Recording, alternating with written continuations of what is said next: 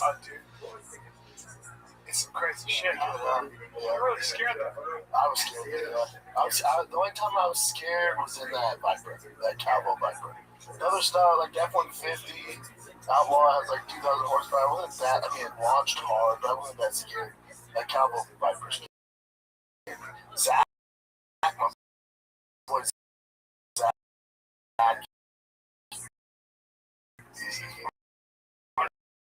in this case, he's from the weekend. He's a beat.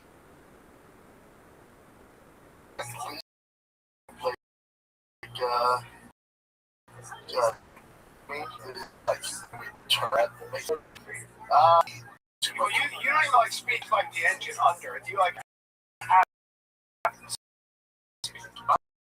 I like I like having power. I don't like. No, I don't use it because if I do, I could kill everyone here. Yeah, I like having it. I don't know. It's like when I saw your boy at that East Dallas Diesel, I bought this 2024 Ram 2500 with the Cummins in it. This isn't gonna matter to anybody unless you don't fucking truck. But in order where you bottom, you're gonna switch up the ECU, which is a computer in the truck.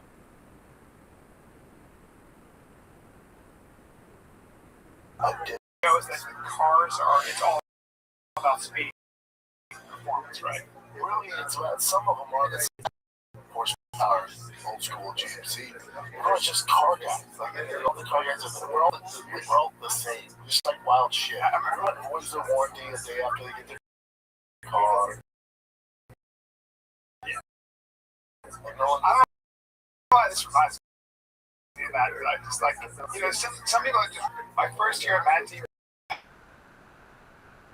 There was this like my friend said he's kind of a tough guy, you know, came from Jersey, and he said, "You do all that karate shit?" I go, "Yeah." So what? Show me what you know. I was like showing him something. I was showing somebody else. You've already lost. And he goes, "Yeah, no, I was showing somebody else." And he goes, "What's that?" Like, yeah.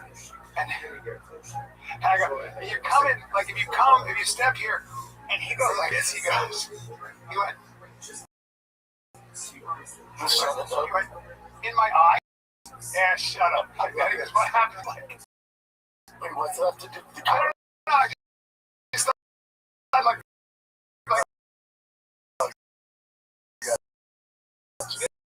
there's a lot of fancy shit.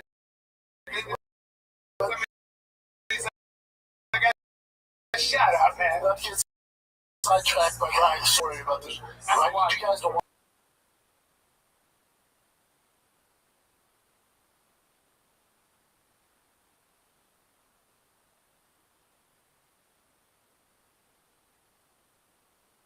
With to get the exact. How long ago? Now here's the thing.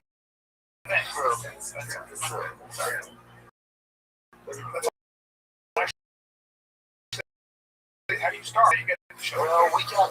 But originally, me and my Steven, who does tour show, that's what clip show.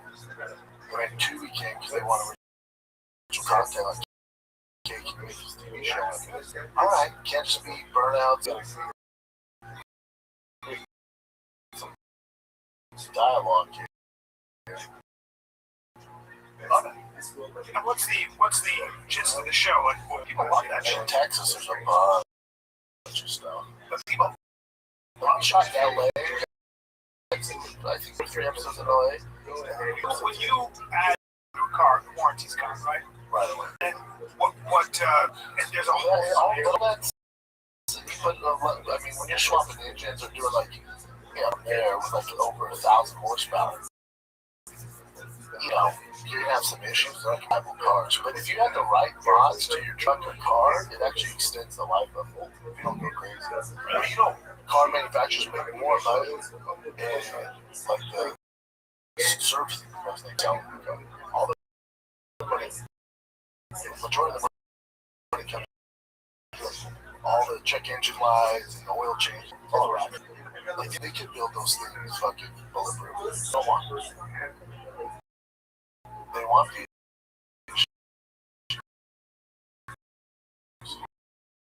They want the issues.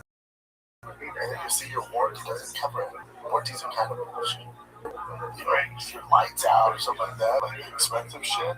Filters and lights and all that stuff. It sucks. It just sucks. The manufacturers is too. But your boy sells freaking warranties. Yeah. This here was like, this is what they do. If the guy who sells it, they get two attractive girls that know about warranties. That's how it makes sense. What up, big dog? Are you doing any fantasy football, fantasy baseball teams?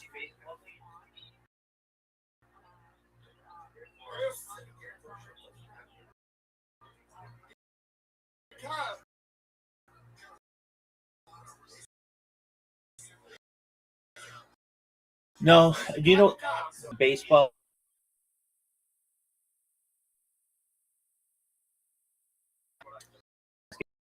Excited for the Cubs to play? Excellent.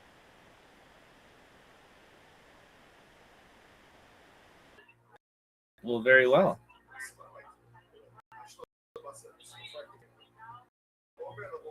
How's your day going? Excellent. Yeah, 100%, my friend.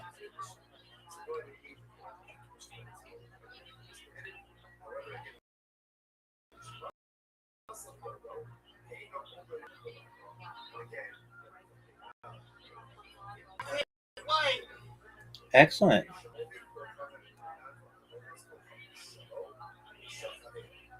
All my Cubs. My Cubs won. Excellent.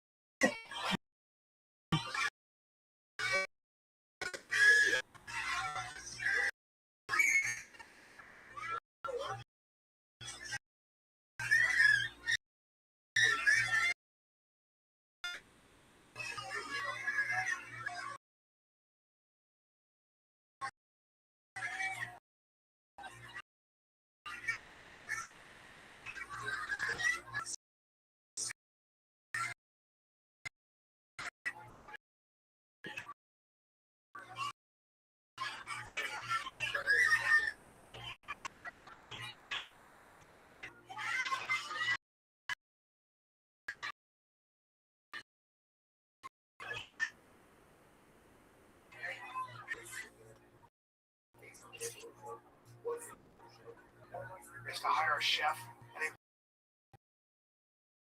the chef would always bring two smoking hot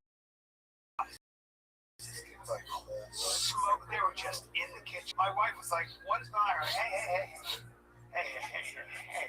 This is just part of the atmosphere. Well, would you rather have two warlocks No, like exactly. caviar and stuff? No, you want that makes everything lighter. You're like, this food is delicious. My boyfriend talking was out here. There's a lot of car washes out in Austin. We started a car wash just having hot chicks.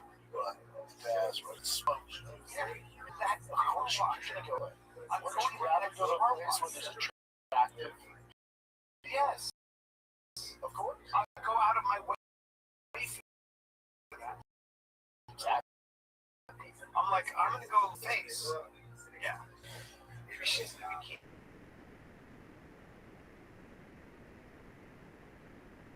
When I was flying to Dallas yesterday, I was like, this is just old school. Old school. And now my earbud thing here, your thing is where you from? I was in LA for Denver, but I just moved to Austin. LA. Yeah. Don't bring that bullshit in. I go, I'm sorry, what'd you say? Don't bring that bullshit here. I go, oh, you're talking about like the woke, you know, the weird shit, the DI lives and all that shit.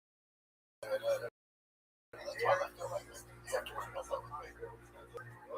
Don't bring up bullshit here. I don't like it. He was every bit 75. Proper taxi. Don't bring that bullshit here. That's small guy too. That's funny, Bring right? that bullshit here. Oh, dude. Whoa. Listen, have you been down to Austin recently? They're stepping over homeless people. Expand out there. Now, the thing about expandable hoses is it replaced my other expandable hose because that one sprung a leak. The one I had it before sprung a leak. It's got a 10-year warranty. It's got a pocket. It's got a 10-pattern sprayer, which pushes any size copper head hose. All right. Most of these hoses that you get, what's the biggest problem? Oh, I don't know. They get kinks and creases in the spigot. But copper heads pocket pivot swivels 360 degrees for full water flow with ease all around your home. You're all done. It's rust-proof. It's an anti-burst hose, which is the biggest thing for me because every one of these things bursts. And it shrinks down to pocket size for effortless handling and tidy storage. It came in a box, literally like this big. So I'm using it all the time. It's awesome. And for a limited time, you can get purchase any 64,000. That's Fighter 64,000 for your 2 free gifts with purchase. Fighter to 64,000. Message and data rights apply. Blah blah blah. In terms of details. All right. But I'm telling you right now, if you want a hose that's not going to cause problems, pocket hose is the one for you. I mean, I saw a dude. I come out of the mothership last night. And there was a guy in a wheelchair with no lower, I mean, here, such a mess. Look, their lower's hand.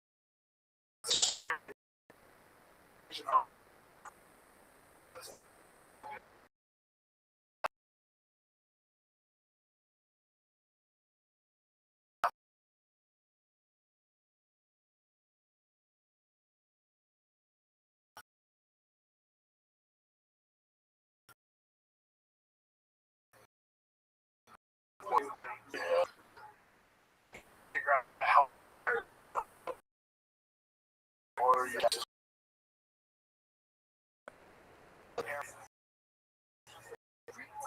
I drove drunk. I didn't want to bring my Hummer, so I drove her car. So me and her have to show a lot of cars. The homeless dude in front of you. I'm not a small dude. I'm a small, skinny homeless dude. Is nice. He has nice boots, bitch. It wasn't like nice boots, bitch. It was like, nice boots, bitch. Like, it was like a nice, like, that's just the way he talks.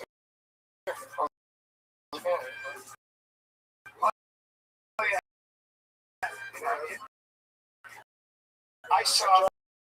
Even John was like, that was weird, right? Because it wasn't like, if it was a different lingo, I'd be like, what the fuck are you talking about? Don't bite. Please don't bite. Don't bite. I don't want to turn stab you or something. Well, there's a 7. There was a naked woman. And when I say naked, I never was born. No, they're not. No, they're not. They're not at all. She's been through it. She's been through it, and like again, I would take her and put her in a hospital. I would put her in a home. I really don't want to. That's the issue. I would take care of the schizophrenic human being. That's not right. It's not right. I don't think that person should be on the street. Lee Kuan Yew, who was the Prime Minister of Singapore. You go to Singapore, please understand that it will be as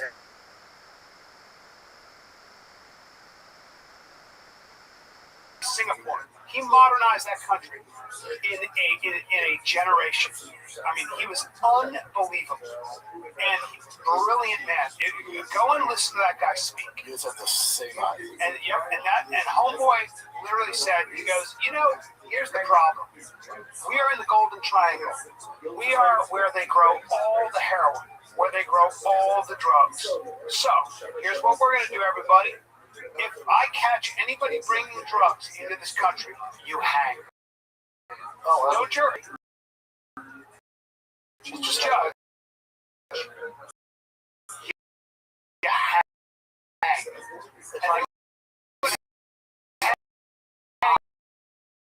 They'd hang me. It's like, wait, you hang me? Is that right? He goes, we hang 7 people. How's your drug problem? Brilliant. I said, let's bring in all the fucking, he was a capitalist. He goes, I want to bring in all the investors. Come and invest. And then he said, we will be the most educated population. I mean, he's incredible. I got a question. And any homeless person, like, no. We're not going to have it on the street. Get out of here. We pick you and take care of you. We bring you to a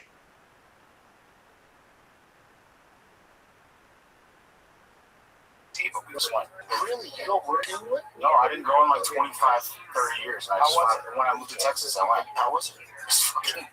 I have a lot of work to do. Do you have issues? Yeah. Do you go routinely? I certainly don't. Why? Who does? I have to go today and I'm fucking ready. Well, I have that Last time you middle line that I don't wear. No, the last time you went, you said the doctor, the dentist was like, oh, dude, it's not that bad or whatever. You're like, oh, Wait, throw them out? What? Such a waste of money. No, I want to keep my teeth straight. You've had hell of remember you wore him on the podcast? You're like, hey, everybody. I'm like, oh, God. Because I knew it was a phase. It's like, come on, dude. I just do it. Tackle too. I know. And it's going back. I fucking dread. Okay. That's all you gotta go. What happened? It's like insurance for it, but we'll figure it out. What's going on? Everyone says these are the best, and blah, blah, blah. Just Joanna's adamant. I mean, the kids go every, 3 months. Never had a cavity. Never. You know, they have a thing, they put a film over your teeth to prevent cavities. Just give me that. Well, what's going on with your teeth? You were hurt. No. I haven't been in like 30 years. No, you went to my guy. My guy just goes, yeah, I mean, that's a situation. Yeah. So that's the problem. They're so so aggro with it. I'm like, dude, what are you doing? What the fuck you doing?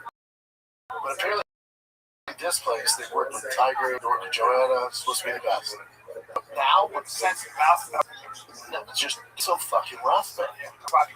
No, what are you doing? Everywhere, fucking black undies. But apparently now with technology, they don't even need to go. They can just do these the X-rays. You just take a 3D imaging of it. They don't really need. And they can. So I need that film they put on your teeth. Or you have to hear it, maybe. No, my teeth aren't bad. But theirs would be fucking dope. Maybe dope, but I don't know. You gotta be careful. Your teeth are Both of them. now my teeth are good. No, your mom's teeth are.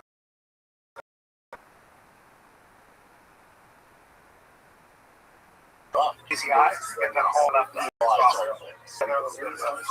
I'll say it like don't say it. That's a look goes, no, you look terrible. Anyway, I'm like, hey. Your eyes look fine. Yeah, one's lower than the other. Yeah, one is just all yeah, just, you know, you see a frog. His eyes are a little I off. was 40. Well, which eye is blue? This one? It depends. Suggestion, that one. You see, No, this looks bigger. the left one is a little fucked up. A little bit of a That's nothing, though, right? That's not. there, you see, cute, a little bit, Just off. little off. Yeah. Cute, though. Cute kid. Yeah. You like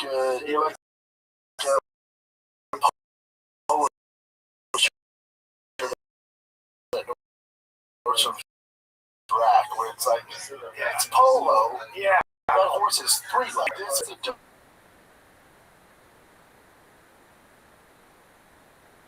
they give you a pill now, but once you come in for work and you take the pill, it doesn't knock you out. You don't remember anything. I don't want to fuck with it. Cancer free. Surgery got rid of cancer free. It's great. And she called me this one. Shout out to Mama Bear. Yeah. I love hearing that. Right there, that's a good looking kid right there. Back on me, traps. I still wonky. Viper, quick hands. Wonky eye. Me right there. Wonky eye.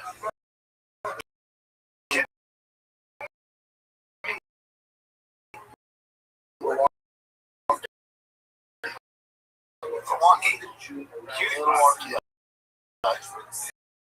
Do you guys have a favorite?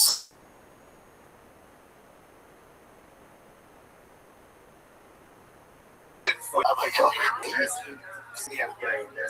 you have one side, but the other.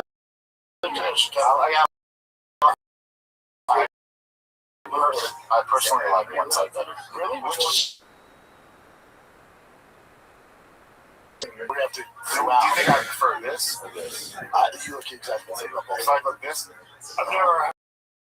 I wouldn't be like, oh, it's good side. The first side. the side? Yeah. My favorite side. Yeah. Oh, My great, favorite exactly. side too. There's no tiny little things, yeah. Why do you think it is? I think this is like a little, the way it's shaped.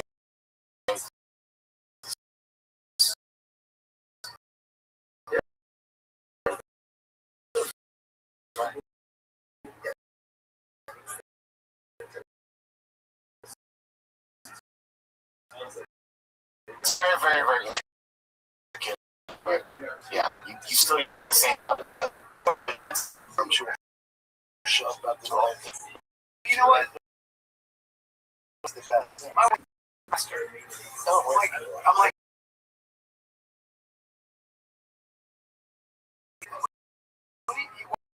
why are you going to church on Saturday? What the fuck is going on here? Bible study. He's so child. I'm like, interesting. Okay. Yeah. He's really, he's good. But like, you know.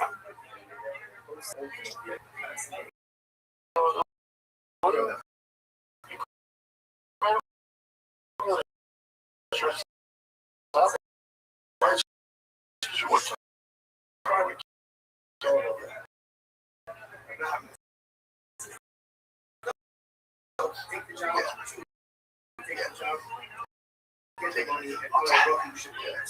She crushed. you want me to baptize you? What? I'll baptize you. No, yeah, how do you do it? You know, Jorge Masvidal literally baptized the pastor. Yeah. Masvidal did? Yeah. When you get baptized, it's clearing away your sins and committing yourself to God. Is that when they do you the water? I think that's like being reborn as whatever. I think, and then You can do it at any age. yeah. Yep. You can use a water hose too. It's literally just water. Hey, buddy, put some effort. I know, but I'm saying you could, bro. If you're washing me down with a fucking garden hose, Get on like do a bathtub anywhere. I need some more hose. my buddy told me they wanted to have it. He was in the deal, paying him to train. What they wanted was an aquatic course, and they get the thing and they had these shitty. Looks at the lake and he goes, "Are there any crocodiles?" And the guy goes, "They don't attack during the day." Okay. And he goes, "Is that true?" He goes, "Yeah, no worries." Is that what they told you? So they all get in the water. They're all in the water and they're practicing stuff. He's like, all sketched out. He's like, all right, oh, I guess that was what it was. And then the next day, they went to practice what he was teaching them. And God, say it with me. Eaten by a crocodile. He literally I thought you said they didn't attack during the day. yeah, he went, like that. And You know, you try to bro science. yes, that's right. As long as they don't attack during the day. But I could have told you. how do you know? You remember Forrest Gump? We had him on. You ever hear a story about that? About they're in a boat. They're in Zimbabwe, I think, or whatever it was. They cross the lake, and then these two muscular, like African guys, young guys, like, hey, we want to go out speak. We borrow the boat. They're, yeah, go ahead. They get in the boat, and they go 15 feet. Like 15 feet, and this giant crocodile bumps the boat, tips it, grabs one of the guys, he just disappears. Oh, yeah. They just see his tail. They didn't hear the guy scream. They run in and grab the other guy, and it's fucking great. Forrest Gump's primary crocodile attack story is about investigating maniac. Yeah. And that was that. And the thing is, been tracking them. I guess tracking them. Crocodile, the other is a believer. Yeah, If you baptize me in my hot tub, we're both going to hell. You know what I'm saying? But it's cooler in a lake. That seems like majestic and stuff. lake, ocean, river, up for. And what does It's another lake track. It's all baptized each other. I don't think that we can do it to each other because the three of us are believers.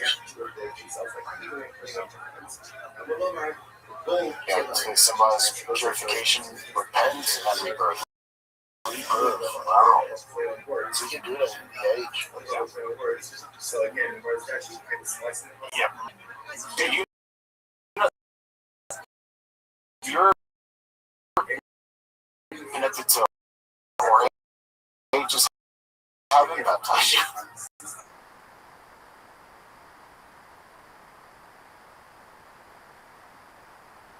Well, real great.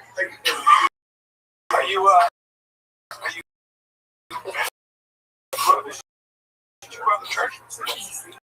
Korean's pretty Yeah, we went, but we never. It was never like. Baptized. You go to church all right. You don't think so? Yeah, you jump in there about one time. They used to do it as like cold plunge. You get cold plunge baptized? Rogan's so intense, like if he decided to be a Christian, it'd be like, and by the way, everybody would be converted, you know what I mean? But no, he's not. It does feel pretty, like, you know, it's kind of, it might be the placebo effect, but it's something like alive. Yeah. Oh, wow. I guess I was watching, I think it was Mark Dorman and Rogan. talk about Candace Owens. And Candace posted a clip of her like reacting to it. It makes you feel bad. Because,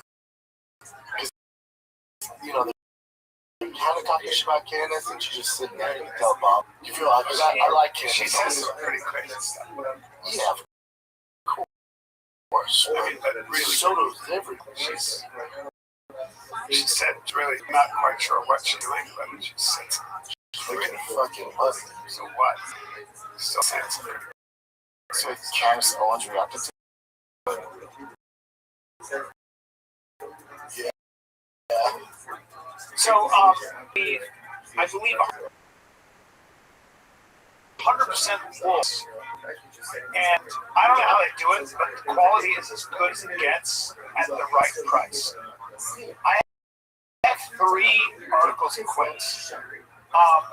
And at the end of the day, this is premium fabrics. This is like, when you see the difference, because it's so easy to mass produce, it's a whole, I don't know how they keep the prices where they do, but it's like they've got the everyday essentials with the quality and it lasts. Lightweight cashmere suits, I have one of those.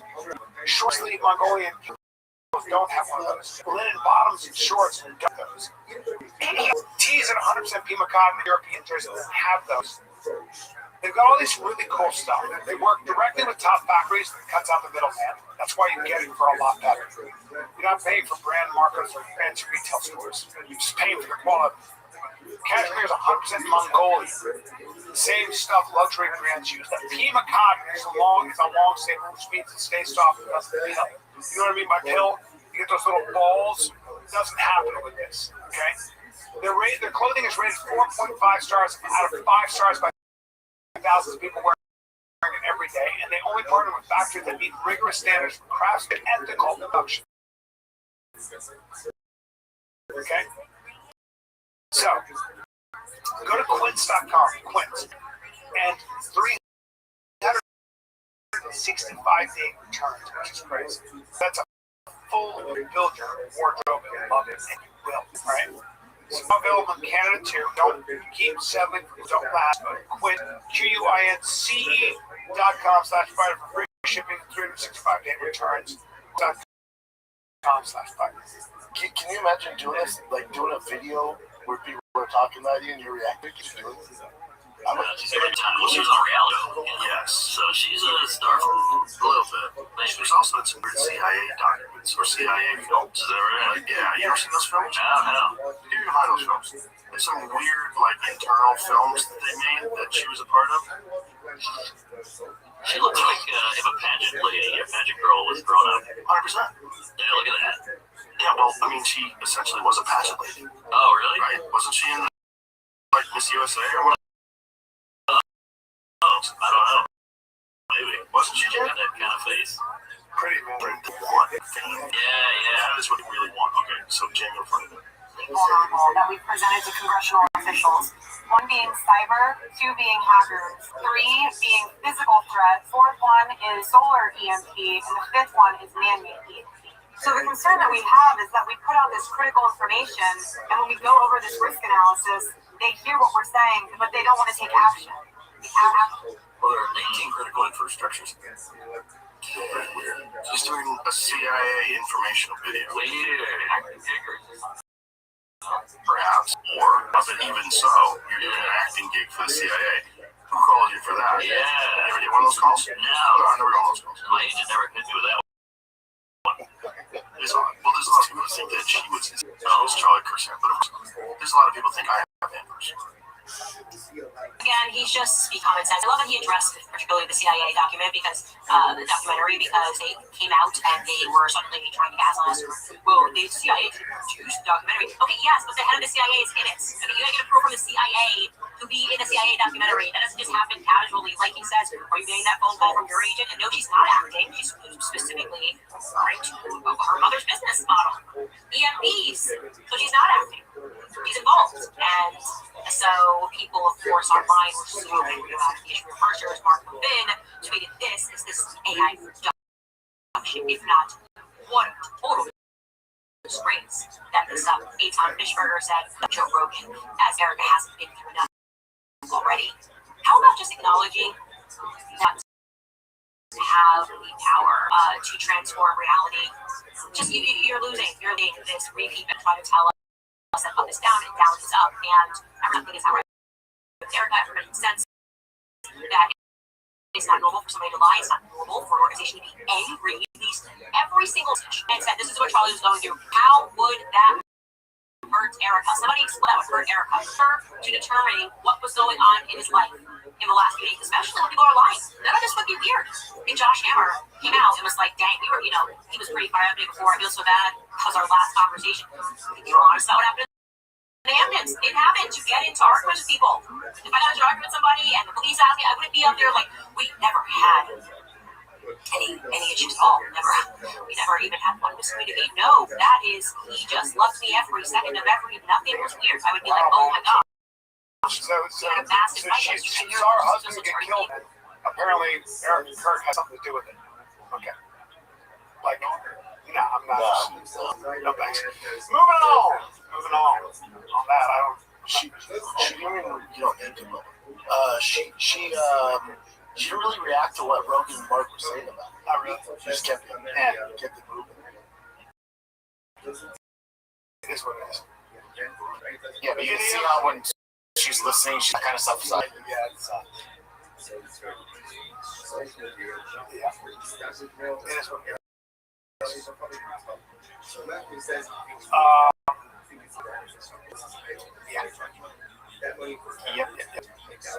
Yeah. Are you gonna do any electric vehicles on your show? Right? Wouldn't have a show. Name the best electric car shows. Go ahead. Name the best one you see. You know what's funny about electric cars? There's something about it's a little bit like this. It's like so AI. I don't know if you saw it, but Sora is closing. Like everyone's like, oh, Sora's going to change Hollywood and stuff, right? And the problem is that, like, okay, you go a lot with Sora. And so Sora was, you could videos with all the special effects and actors. You could do amazing things, right? And they're like, well, this is the end of Hollywood. Special effects is done, set design is done, and all that. The problem is that you still have to tell a story. Like, that's a tool, but you still have to tell a story. You still have to get the audience to want what the main character wants, and that's really hard. It's not just the tools. It's not special. And it's the same thing with cars. Like, so, like if I come up with there's something about electric cars, and I think it's the same thing. Like, what people like about gearheads is that it's a lot of work. Like, it's a lot of consideration because with an engine, there are so many different moving parts. And it's also unique. Like, my trucks, no one's truck's really the same. Right. Cars, right. And that's this. But you have to get in there like this. You got to put the time, the work to make it your own. Right. There's a lot. With electric cars, it's on a block. It's a computer. So you see a guy bench press. Holy shit! If you saw a robot do it, you'd be like, I don't give a fuck. I mean, you're right. But it's the same idea. Yeah.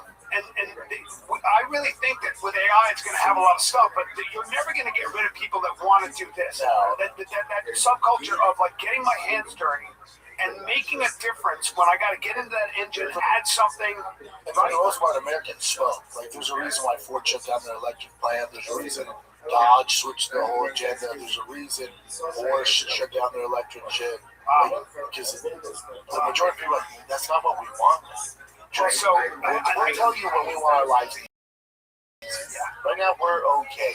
We're good. It's the same thing with the exact same thing with Sora. People have been saying Hollywood's cooked. Hollywood's going to keep saying that, and it's like, yeah, but no, because making a movie is a very manual process, and you know the difference when you use a real human being who's act versus some computer-generated fucking thing. 100%. Yeah. I think you can still watch a human being wrestle with turn into something. But you're also with other people. There's a unique energy that can't be manufactured. Yeah. Yeah, like if you're a car, you get around the right car. As a kid, man, I built this. I swapped a Coyote 5.0 and like this. Look at the interior. Like, I've never seen anything like this. Here's my dad.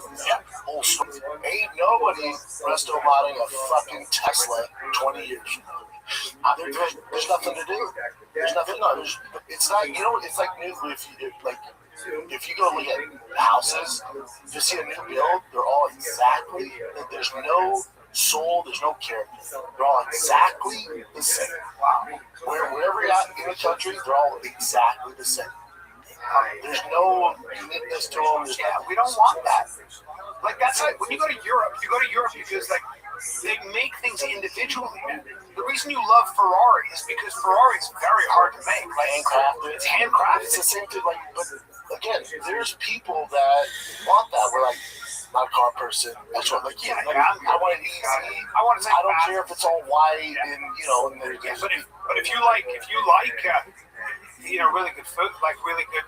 If you like the experience of driving, you appreciate the craftsmanship that went into every consideration. A Porsche is a feat of engineering. And I would assume, like, it's even like with chefs, like you said, there's a robot coming out to make whatever dish you Right, want. I was going to say. But then if the chef comes in and was like, yeah, man, this recipe was handed down from my great-great-grandmother. She's Italian. Right. I make the best sausage in Philly. And you're like, oh, dude, this, I can feel that. I can taste that. The robot knocks out, yeah, it was good. There's no soul to it. That's what I'm saying. Then they're trying. I don't want to try that, but society's trying to get us away from that. I know. There's no soul. But I want to go to a restaurant where I see the chef that's some built history. Yeah. Yeah. I want to see ham hanging from the fucking age. Like when you have great cheese, you eat like really good cheese. That shit's aged in a cave for 5 years. Yep. You know, it takes a long time to make something great. Wine's the same fucking thing. That's just where we can check out the go because AI can do. Yeah, you gotta get out of here. By the way, I would love to see AI take. But you know what I mean? It's right out to it. You're a huge part of the show that way. Like, but imagine you rip chin and you just have AI doing it. There's I know shows that do that. Yeah. And they edit and cut it, upload right away. It's easier. But there's no human. Name one show, dog. You know, I love the it's happening. I know, but name one show that does. You need someone to operate AI. That's the reality. Yeah. You know, so you like cars. Like I like cigars, and I'm getting into cigars like the difference, like the way I was with wine. And I have this guy who is explaining to me the difference between the cigars and what. And I'm listening to this motherfucker for an hour, and then he gives me this one, it's an Ashland, it's a broadleaf, and he's explaining to me how to go. And you're just smoking that. Fuck, I'm like, this thing is unbelievable. Like when he explains it, that's the deal. Yeah. I love that shit. And by the way, again, with cigars, there are a couple things. You're not going to get that. And the Chinese are counterfeiting a lot of this stuff. But still not the same. No, so if I give you a watch, I like crazy horsepower, right? The whole thing's power. And then I was with this guy. He's literally driver for Porsche. So when Porsche has a new vehicle, he's the guy. He has more track time than anybody at Coda. He's the guy Porsche calls us. Get something that works. We need you to test that guy. Yeah. So we're in this old school Porsche, this rest of my Porsche. It has 230 horsepower, 250 horsepower. Air cooled, manual. And we're in it. I'm like, man, there's just 230 is not a lot. No. Yeah. Camry's faster. Yeah. But I go, there's just something about it. You drive the best cars in the world. He goes, I picked this overall. There's just something about it.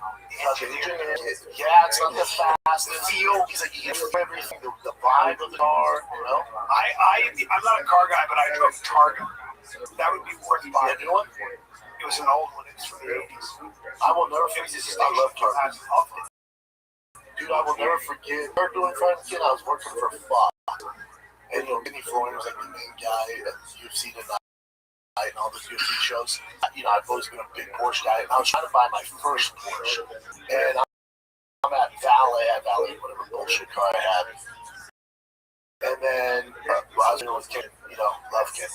And he bought the first GTS Targa Porsche. Brand new, pulled up. I think it was black. I forget the color. It was black or blue. Pulled up. I'm like, what the fuck? It was RC. Like, hold on. That's yours? He goes, yeah, man, Targa. I'm like, yeah, no shit. I remember this very well. I'm like, no shit, man. I just remember being like, I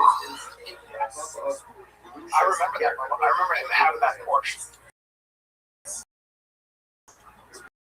I love Kenny, by the way. Oh, fuck. Shit, he tried to I stopped his car, got out and hugged He's him. a real badass. I love Kenny's the that. best. I love him. Is that it or no? No, that's a GT3. He has a ton. He had a ton of Porsches. I don't know. He sold a bunch of them, but he had. I just remember. What's he up to, man? He moved. I want to say North Carolina. Okay, so he had a school. Yeah, he still does all that. He still does the Anna Florida podcast in there with DraftKings. Oh, he's got the anecdote. Okay. Okay, so that's good. Kenny's one of those guys who got fucked over. There's a few guys like Jimmy Smith, Kenny Florian, Frank Mayer. There's guys in there where you know the value like a guy like Kenny or Jimmy Smith would bring to the broadcast. I don't understand it. Maybe they had issues with the UFC brass or something. I don't.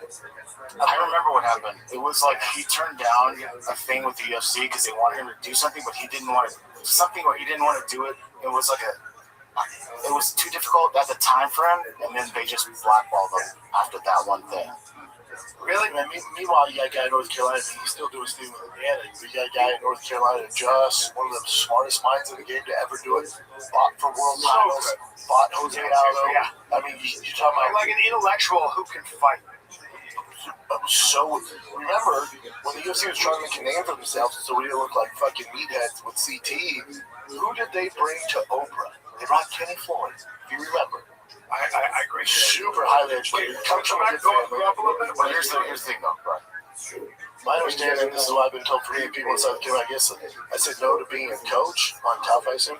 I was asked to coach on, I think, Ultimate Fighter Latin America, one of the early ones back in the day.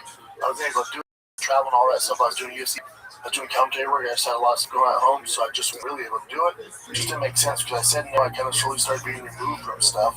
That's my understanding. That's what's been told to me, not directly, but people in the company were close to the source. But I guess that went down, so I stopped doing that. And last year, PFL, that's from 2022. Oh, what do you want me to go by? Sorry. You said go up. No, I just want to see what he's doing. Go ahead. So he's That's not, it, he's yeah. not commentating at the NFL. No, he did battle bots and he did a show, but He does like military training kind of stuff too now, like self-defense. I get out of man. Yeah. Yeah, he's He's still he's so he's doing great too. I loved working with him when we did UFC now. Great, all the way around great. Because it'd be me, him, and Dominic Cruz, or me, him, and Biscuit. It'd always be I like Cruz, I like Bisbee too. the three of us together is fucking amazing. I've been on the top fights with him. I love Yeah, I love that kid. I have some of the top fights with him. They've been in there. I love that shit. And then when I talk shit about the UFC and the pay, I remember I should do UFC like, really didn't give me a warning that we can't have it. I'm like, what? Because I criticized UFC pay, like, I'm forgetting. The whole staff, everyone's like, we're so sorry. Dude, I got there, they got my car to run. fuck. Oh my I god. went, all right, that's all we're gonna do is, oh, prison rules? Okay. Wow. I'll double down and find the kid. Damn, bro. That's how it went down, but yeah, I love that kid. I have some of the top fights with him. They've been in there, so I love that show. And then when I talk shit about the UFC and the pay, I remember I showed up to do UFC now, and they're like, really, they didn't give me a warning. They're like, hey man, we can't have you. I'm like, what? Because I criticized UFC before, and the whole staff, everyone's like, we're so sorry. Dude, I got there, they got my car to run. fuck. Oh my I god. went, all right, that's how we're gonna do this. Oh, prison rules? Okay. Wow. I'll double down and find the kid. Damn, bro. That's how it went down, buddy. But also, in hindsight, yeah, no shit, Brendan. Yeah, buddy, hold on. You thought you were going to be on a show and you're criticizing the company? No. You can't do that. Can't have it. Like it's not. See, I don't think it's a mistake. Like, yeah, it's not my truth, and it affected me more so than anybody. And then also, like, okay, let's say I didn't do that. Then one of the main reasons finally getting Below the Belt Shop Show got traction was my criticism of the UFC people tuning in. And so I made more money in fucking 6 months doing my podcast than I ever would in UFC commentary. I make more money now than being UFC commentary. Correct. So it's like, and also this is outside the UFC because I went down a different road, right? The Oscars, I did the fucking Academy Awards, I've been on this show and stuff. So like broad and everything. Otherwise, but I realize it, just I could have bet that just being a UFC guy. No, are you kidding me? Like even now with Shop Show, like I criticized the UFC and I saw one comment, the guy's like, man, could you please keep it positive on the Shop Show? Bubba, if they keep it positive, if they put effort in, I will stop criticizing. But my criticism is, the majority of the fans have fucking clue what's going on. All shit the same ideas, man. We're sick of this bullshit. And it's easy changes to make. So it's not being negative, it's just being real about the current situation. You gotta talk about business, right? Like you have a different point of view on how the business should be run. Oh yeah. But everyone sees it himself in the room. That's all that's going on. Well, of course, like Dana doesn't call shots anymore. Yeah, I'm not even people like, oh, it's just because you're when the private equity Dana, it's like, this has nothing to do with it. This has nothing to do with it. Sold a long time ago. This is the ownership, this is the suits. They're trying to please the shareholders. That's my issue. That's a big issue. Do it for the fans, man. That's what made the UFC special. That's what made it great. When are we exciting fight? What day? This week's fight, you got Izzy versus Joe Piper. I think you got Miami after that, or 2 weeks. Izzy's fighting a bad fight night, and then you got Piper can fucking punch, man. Piper. That's Saturday, April 11th, UFC 327 is.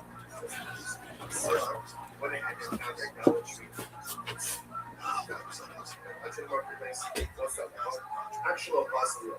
So what's it I remember again. So that's a this case. I'm working in the shop. I want to see this. If I look up, the one who's inquired by you essentially. So what do I do? Actual bus over the open to public. I can pull over now. When they go to the factory, pull over now. And see if you have to.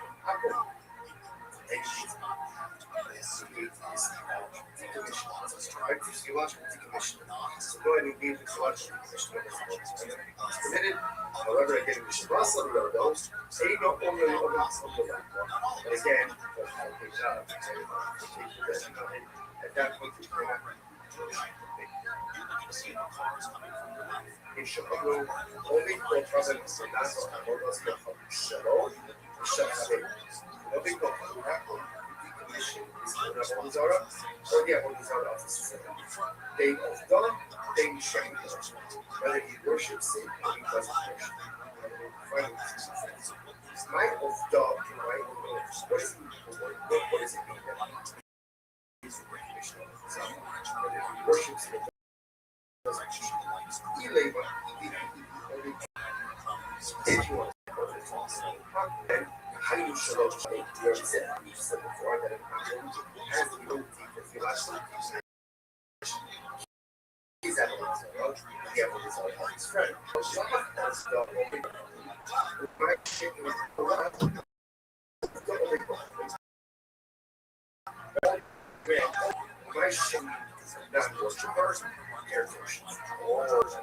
So he's able to go ahead and their kosher doesn't know the least is weird, and their kosher has the ability to either not know ultimately it's much decommission have all this incredible which the word says glories. The only way to look up you see actually. Rather, Kukai will be the only person in decommission an actual I could comment, I do shalom shalom. Said that as a crisis, they already said that I'm going to join a position. He's not going to resolve that in his first level. He says, relations to this, 2 different cases. Racial, Zed, Zed of art, Zed of articles. Racial teaching you like this. If you have 2 options, right? And both worship alcohol, but both worship darkness. Apple 1 indicate his idol and his friend's idol, and Apple 2 indicate his idol and his friend's idol. Sefer, zealot for art. Oh, Sefer is let's get one who worships Artemis and one who worships Baal. What's the balance over here? And Artemis who worship an idolatry doesn't worship. So listen, so the new thing about this. Number one, an Amun can negate his own idolatry. Good. Number two, an Amun can negate his friend's idol if they worship the same idolatry. And halacha number three is an Amun can negate his friend's idolatry if he worships incredible. Incredible. Basically, again, right? So, I'm getting your closer. That's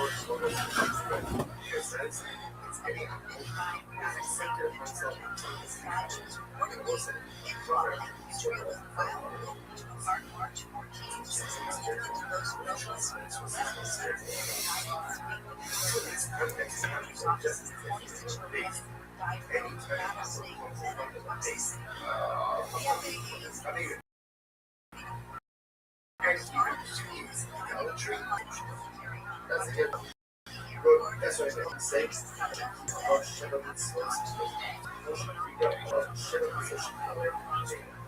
What I'm saying, your worship is any Gentile who is acceptable to himself, seven words. That's a good worship. Service doesn't make up, it makes it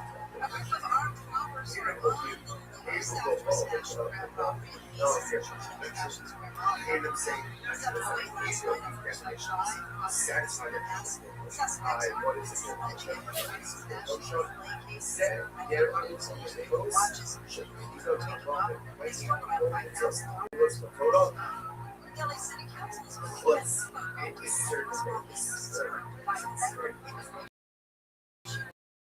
What is the definition of spiritual? Someone holds on again, that person continues, and he is accepted by himself, rest of this resource. We shouldn't get it. It's like doing a boat, don't get it, definition of it. Every day, he accepted himself as what he is in that version of poetry. From he accepted himself, showing his what? Favorite, he has accepted himself. All of the mitzvot, except for one of the Jews. He's not in that culture.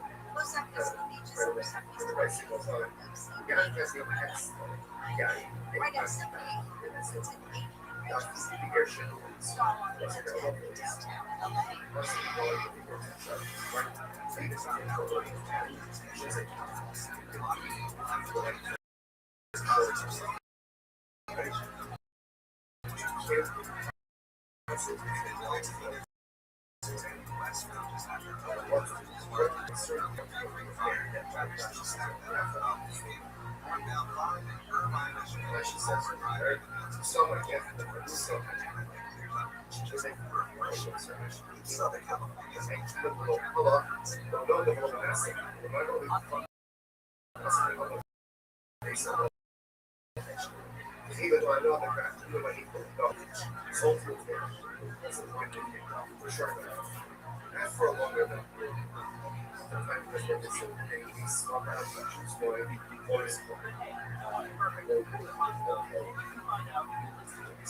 even in the city, the majority of the inhabitants are Jews. There is an excellent guarantee that the air should be well taken. So it's a little less than social. For sure.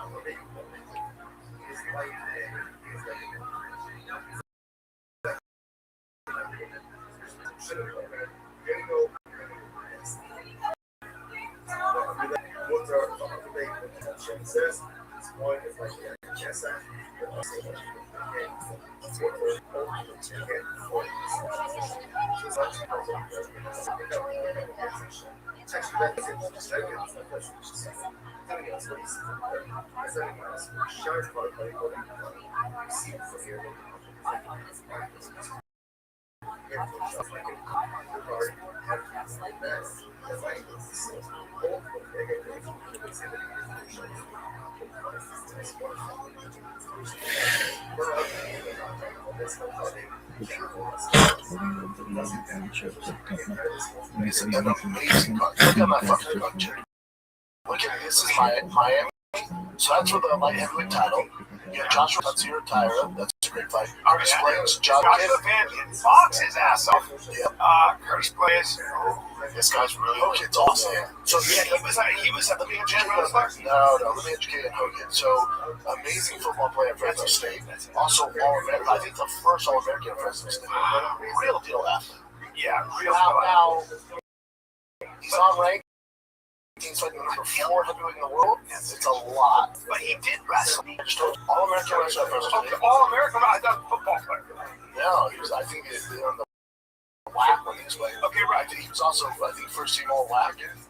Yeah, so he's wrestling. Football and wrestling. Football and wrestling. Jesus. What's he weigh? 6'1", 235? Yeah, man. He's no joke. So he walked in at Fresno State. He played all 12 games as a freshman, which is insane. Jesus. There he goes. Free the nation. 9th most in Mountain West Conference season opener. 65-yard touchdown pass.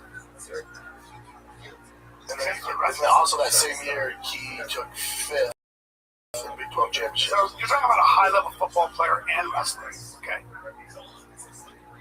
That's impressive. Wow. Played in the NFL. What? 49ers and Cardinals. Signed. Yeah. And I'll tell you this, when you see a guy, that was a fullback too. When it says fullback, they're the toughest guy on the team. You know what fullbacks are like Dalmatians? They're blocking. Full speed into their toughest guy. Fullbacks are the Dalmatians of football. Where in hindsight, That's a great analogy. they are, because you know why?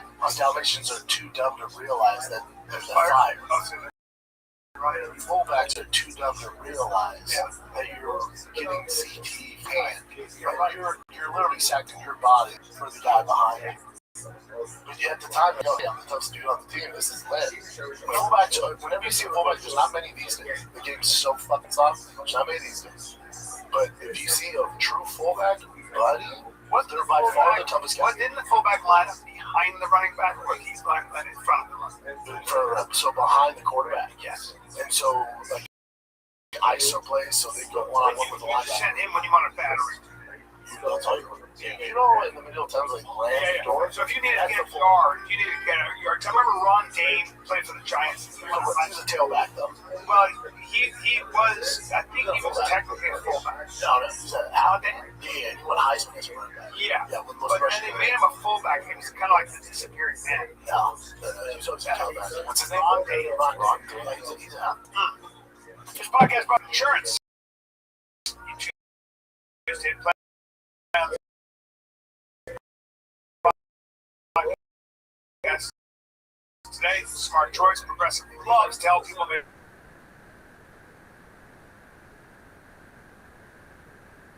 Progressive.com. Progressive Casualty Insurance. Affiliates not available in all situations. Prices vary based on how you buy. Podcast brought to you by O'Reilly. If you want auto parts, if you want like anything you want, really, they have the parts knowledge, they have the helpful service, they have friendly service for all your maintenance and repair needs. All right, they got thousands of parts and accessories in stock, either in the store or online, so you never have to worry if you're in a jam. The team at O'Reilly Auto Parts can test your battery for free, run a quick service, check your brake light, whatever it is. They can help you find the right part or point you in the nearest local repair shop for help. Whether you're a car aficionado or a novice like me, you'll find the employees of O'Reilly are knowledgeable, helpful, and best of all, friendly. Professional parts people at O'Reilly Parts are your one-stop shop for all things do-it-yourself auto, or auto do-it-yourself, I should say. Stop by O'Reilly Auto Parts today. Visit O'ReillyAuto.com/fighter. That's O'ReillyAuto.com/fighter. Thousands of free movie details. You swear? I'm dying.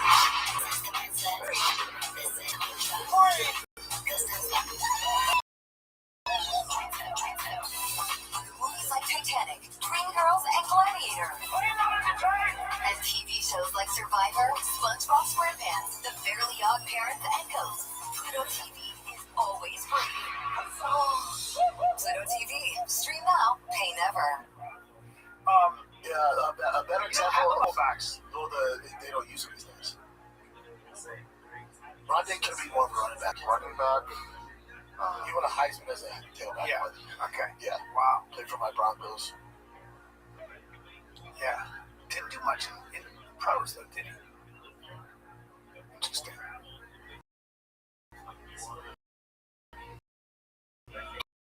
Different. Okay.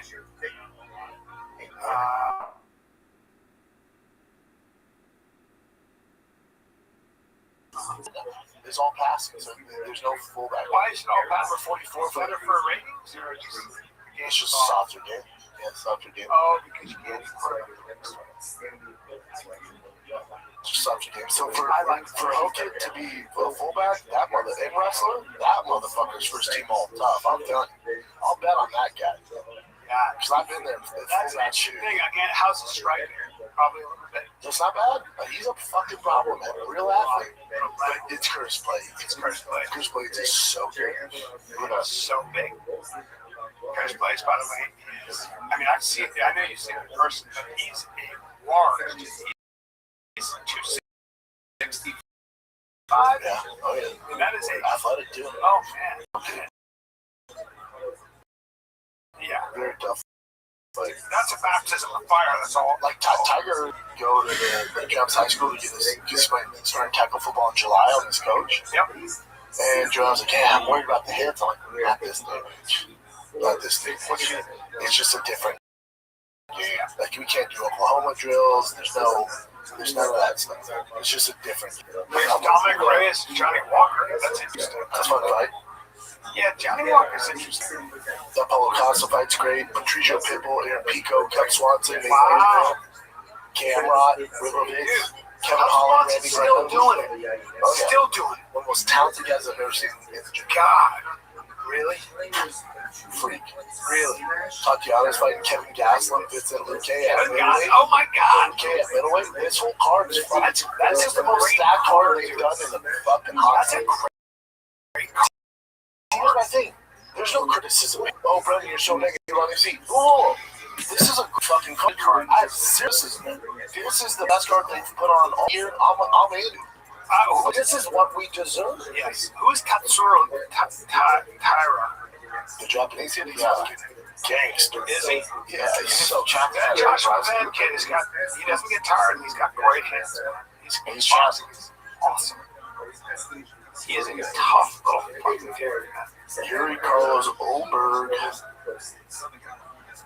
Yeah, the whole card. No, this is like a really Yeah, standard like one. you pick a fight line for this. There's so many. There's gonna be a ton of finishers. This fight card, that's UFC going. My bad. We got you guys. Like stylistically, this is a better card than the White House. Not bigger names, but better fighting from top to bottom. Yep. How's a rather risky record? Just tits for days, that kid. He might have the best body. Oh yeah, Right? yeah. Am I wrong? One of the best bodies and faces, they always say that. Yeah, he's a handsome bastard. And he loses to the very top, but Yeah, it's a little bit better. He lost 4 as last 6 tonight. Yeah. A ton of decisions, dude. Yeah, somewhere along the line, he started fighting cautious. His thing is, He also got older and he got more famous on social media, so he's probably making money off that. You know? if he thought Romero got just gets up in there and just starts fucking throwing hooks and punching, he said that too. nightmare, dude. Just stand in that phone booth and bang, you're gonna have a hard time with that dude. And he stopped doing that for a while, so he's like, I gotta get Try back to to finesse that. and stuff. It's like, no, your thing is strength. You're so strong. Well, because he got knocked out by his. Now that's going to work to a certain level, and then you get the top dogs. You're like, oh, you just run forward with your face first? Oh. Okay. You knock you out. That's what those big boys did. Knock you out. Yeah, the Vittori, the Luke Rockhold fight was terrible, but the Robert Whittaker, Sean Strickland, like those Troy, by the way, is not hearing a peep out of anything strength-wise. That fucking guy is guys strong. just bold. What else you got, Jimmy? I just wanted to hop in with that electric thing too. I think it's like you can have the best you can do. Don't you dare, bro. You can have it. Well, no, I'm saying like hybrids. You could. Like, it's awesome that the technology that has advanced so much in EVs, right? But then also there's no way to like build an engine like you can. My next car, by the way, you guys know. Yeah, so I remember because I'm a car guy too. I would, but import car guys, so we would just always build our engines to do the smallest. Even like getting a new air filter was like we're freaking stoked. Oh, buddy, I had cold air filter, cold air intake coming for that Cummins. I can't fucking wait. There's one called time the day What is that? What is it called? It's the air filter. Yeah. I don't think it adds horsepower really. And there's no cold air because it's all hot in there, but it's all. But then there's different designs. I remember having an Iceman where it like went into your down the engine into your front grill. And it sucked in the air from there, so it was like really cool. Yeah. You were just stoked. And then you replace the cans, everything, right? The headers. Christian, I'm still into that shit like I'm a kid. Yeah. So like for that AEV I have, AEV makes a snorkel that takes air from driving, but you got to drill a hole into the fender. On it, and I love that. So that's why I'm saying I love that, but I also love the technology of electric stuff too. Like, dude, the Cybertruck has the air suspension. You know that, right? You can like have basically like, well, I don't know, 16-inch or some crazy ass raise. Yeah. It's like stock built in. Yeah. I love it. And then it's a wire. It's a very There's other cars that do it's that. an interesting phenomenon. You know these man-made diamonds? Lab-made diamonds? They look like the regular ones, but They're still diamonds, though. Yeah. They're true And diamonds. they're a quarter the price. Right, and so you make a lab, but here's the interesting thing about lab-made diamonds. They're beautiful. Their resale value is complete shit. That's why, fellas, if you're proposing to a girl, get a fucking man-made one. Don't have it in mind and after. Don't buy blood diamond. Mine had blood on it. Well, I mean, the girls. Wanted to get one. There's something about it. But Jim, you know what it is with electric cars? The reason is I appreciate the technology. I know they're fast, blah, blah, blah.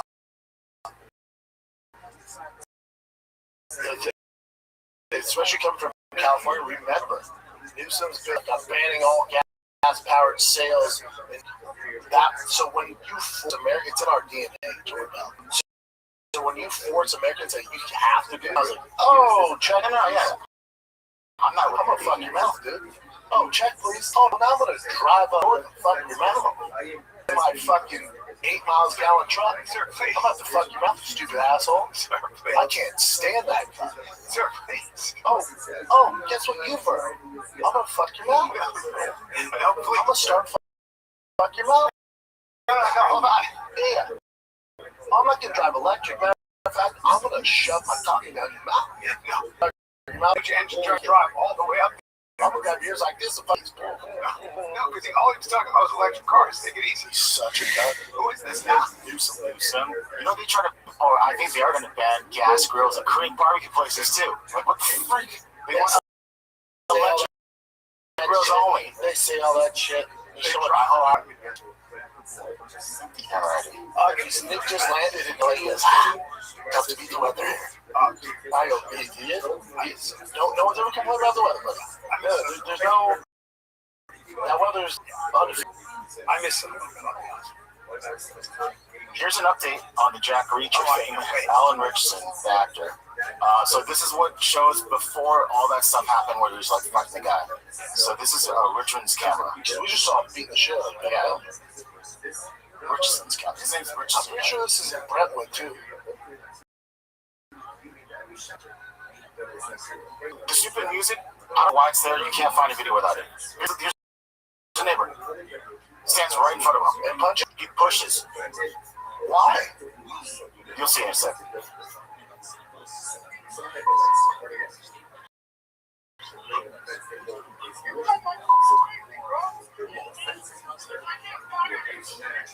Let me show his subtitles. What's he arguing? Because he's in his motorcycle? He's complaining driving too fast, right? But when you see this footage, he's driving like 19 miles per hour on his motorcycle with his kids. Why is there this music? Yeah, I know, it's so stupid, I don't know. So this guy, the neighbor, literally walked in front of, pushed him down. Alan's, yeah, and pushed him. I think he pushed him down. He pushed him at least twice. Yeah. Well, yeah, but his kids are like, well, this kid's about to fuck around and find out today. Dad's about to beat the shit out of him. Yeah. Find out. Stupid.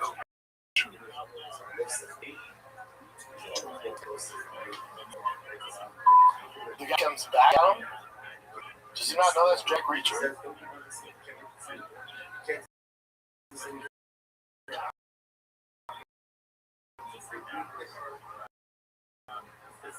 I get it. The vice guy goes, you know what? Fuck.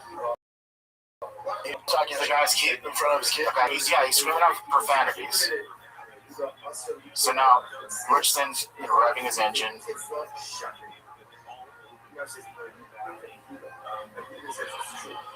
He's doing that because he's so near his motorcycle. He's saying, move, dude, move. That's where he fell down because he pushed him. And then this is when Richardson starts attacking him. Self-defense. Oh, look at this pussy. I know, dude. It's a big mouth. Now you're bringing up like a little bitch. Like, what are you kidding me? You're such a little bitch. Like, yeah, I can't believe some guys. You're talking that much and you can't even fight. Like, what did you think was gonna happen? What got this? You're messing with this giant dude, and all of a sudden, and he doesn't stop talking. And this is where obviously he's trying to pick up his bike, accidentally hit the throttle. God, I just wish he connected a little better. I'm guessing he doesn't want to hurt him. He's just like, yeah, just get away from him. You don't want to knock him out. They do a straight up lawsuit. Well, self-defense. And that's it. So that's from his camera. And then now you know, like when you see the first video, you're like, oh, he just looks like he's just punching the guy. But no, this is why the guy's just being a freaking asshole. He's an asshole. So much Jack Reacher now. And trying to that's a dude who's just never come into contact with. He's just. Some guys think that you're going to get in the way of some big dude on a bike and you're not going to get the shit kicked out of you. If you're going to do that, you should be ready to fight. He gets hit and he covers up like a baby. Yeah, you can just tell he's just like one of those neighbors that is just the worst. Man. This is worse than a bad neighbor. Oh, look at this little bitch. I did experience motorcycle riding. I've been riding bikes all my life. So, from dirt bikes, He's Australian bitch. street bikes, etc. But I heard this incestuous revving and speed rather our neighborhood on the motorcycle. He saw the guy on Saturday. I didn't know who it was. And I sort of, like, flippantly sort of said, like, he was quite awake. I said, can you just slow it down, please? They did. There was people in my neighborhood who caught all of this on ring doorbells of him speeding through the neighborhood. On Sunday, when I was cleaning my pants out of my house, he wrote down a window and I said, you've got to stop. Someone's going to get hurt. And it escalated quite. I did push him because he was coming towards me on his bike. He did it again for a second time. I pushed him a second time. I think the second time he got off his bike and he kicked the crap out of me. So he hit me in the back of my head. I went to the ground, covered myself. I've had such a shitty day today. I don't wish the guy any malice or ill will, but we just don't need people riding through neighborhoods like this. And I just decided, I'm taking a stand because someone else has to. You know what? It's going to He's work. not a bad guy. He's just, but he shouldn't have done that. Like, he seems like a reasonable guy. Like, talking like this, he's like, all right, at least you owned up that you got the shit kicked out of you. And he's older. I didn't realize he was older. He's my age. And younger. But I mean, it's like, all right. But just jumping in front of someone's well, he's a man who didn't realize He it. fucked around, found out. He's also Australian. So we didn't know how it works around here. And then also, But he's also like, he owns it. He's owning it right now. He's like, I met Dolores too. At first the neighbors like, you about to get paid. He's probably very well off. That neighborhood, nobody has under $20 million. She's probably very well off. You're about to get paid, and then they saw the village. Yeah. yeah, go ahead. That's what they said. Yeah, so there's no charges filed. Nothing's happening. He's also probably, Oh, what? probably kind of like, he probably is a guy who's a little embarrassed. Kind of like, I shouldn't have pushed him. I pushed him twice, but he's gonna get fucking punched in the face. But just to do this interview, like, why do the interview? Just, He doesn't come across obnoxious. He comes across a little bit apologetic, so I'm kind of makes me feel bit dick the way he seems like the biggest shit. He got dealt with. It's all right. Get that one. You don't need to sue anybody. You're good. Yeah, don't do it again. Yeah. He drives bike around, shut the fuck up. That's right. the main thing with this whole thing is, like, that guy, Rich said is not a bad dude. He was literally just defending himself. This guy didn't like his friend. Alan Rich. Yeah, I love it. Rose with his boys. This is it. This is pretty. Only she's like $4 billion. I think $7 billion at this point. He passed away. He had a cancer. He had cancer. He didn't tell anyone about it. He didn't tell many people about it. So What kind of cancer was it? I don't Say.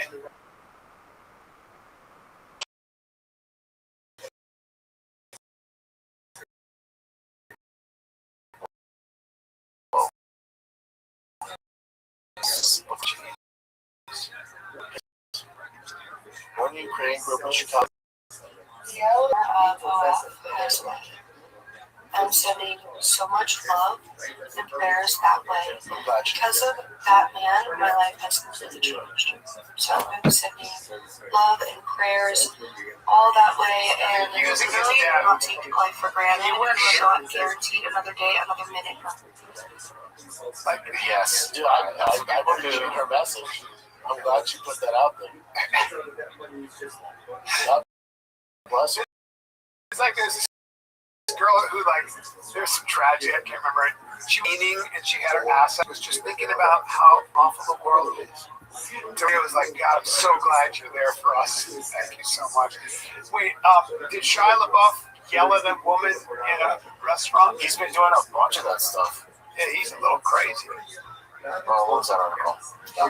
No, it's that's the video. That's his girlfriend. She's not paying any attention to him. They've been in a fight. They're somewhere in Europe. It's just normal shit. He needs to stay off the street. He needs to keep his ass inside. Yeah.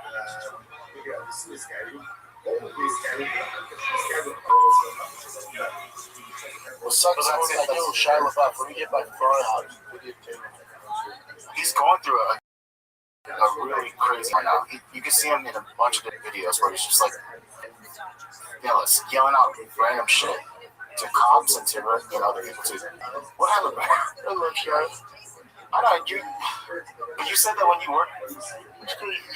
Yeah, you said he was like He's actually like he's this character the entire time or something. I think he's just crazy. And he got tattooed. He literally got tattooed for the role. Yep. Or something. What else you got, Chance? All right. Our girl Sanaz sent in a couple of current events as well. So Sanaz, this is Jumper.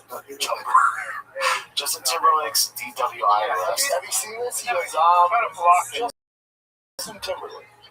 And they're like, very cool. And then he was like, when they asked him his ethnicity, he goes, white? I mean, basically, nothing crazy. He was really nice.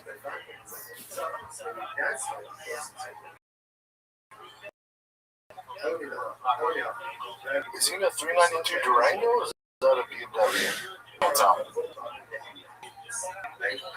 That's one of his reps. And then Who drives drunk these days? You don't hear too many DUIs anymore. I'm not sure why he even was driving, but he failed. Obviously, if you saw the entire thing, it's very long, so I can't feel bad. He failed like. You can tell he's drunk. It's like very, very obvious. I like when they have him in jail. He goes, I have to sleep here tonight? Yeah, you have to see the entire night, which is They're like, yeah, bitch. Boy, he's cool. He's cool. He's a cool guy. We don't know. But, I know people know. yeah, sure. But the thing is, he's probably alright, but we don't know. No, I do know. He's I know people who work with him. He's a good guy. He seems to fall on some hard times, too, because remember, he got busted for drinking problems early last year. Remember that? Yeah, but This is the I second don't know if it time. was his DW or he was filmed drunk. Like to take a little pressure off, you know? No, there's a problem. No. Clearly, there's a problem. I know drinking problems, trust me. Rise in 12 months. You're not just having a good time. There's a problem. Why you gotta be so Especially when you're at his level. You know how many people get paid to drive him around? Yeah. No, there's a problem. No. Clearly, there's a problem. I don't drink. Right, but he did get. He was filmed drunk. Like to take a little pressure off, you know? No, there's a problem. No, clearly there's a problem. I know drinking problems, trust me. When you got 2 DUIs in 12 months, you're not just having there's a Shake problem. up a little bit. Why you gotta be so Especially when you're at his level, like, you know how many people get paid to drive him around? Yeah. But yes, I just want to feel that car, that station wagon. You know what I'm saying? You want to feel that SUV. It's not a very baller car, is it? Yeah, I don't know why he was.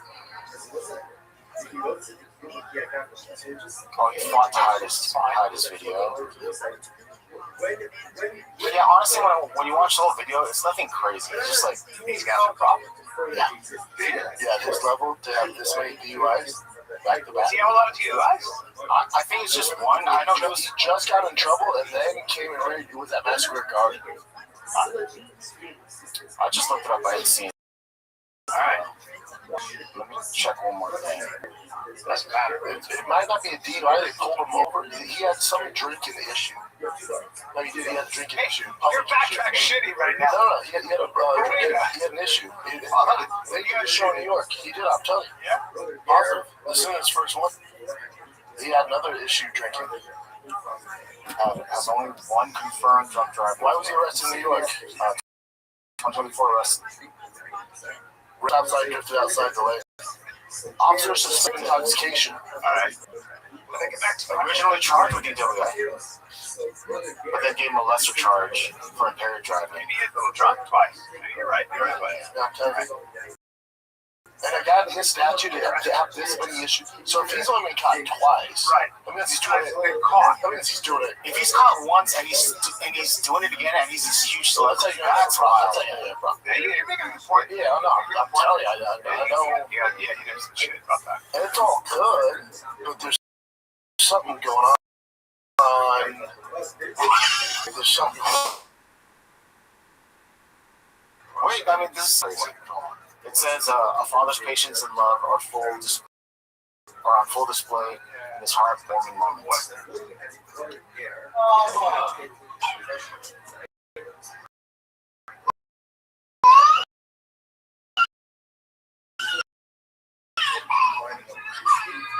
Yeah, you can't speak. So. Come on, little boy, you got this. That boy. Oh. Oh.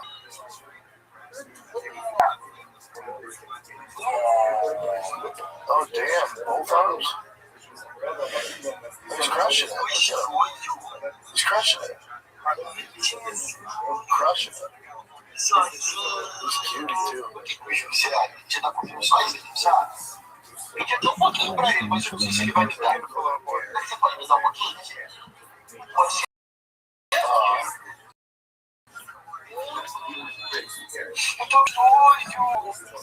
You don't even know how much you love her, kid. That's like super heartwarming. Yeah. Yeah, good dad. I'll tell you what, though. Let's take this to Oh, everybody, stop what the fuck you're doing. Everybody stop what the fuck you're doing, because Riser has finally made the effort to come to the Discord. Everybody stop what you're doing. If you're out there doing something, you need to stop it. What's going on, Riser?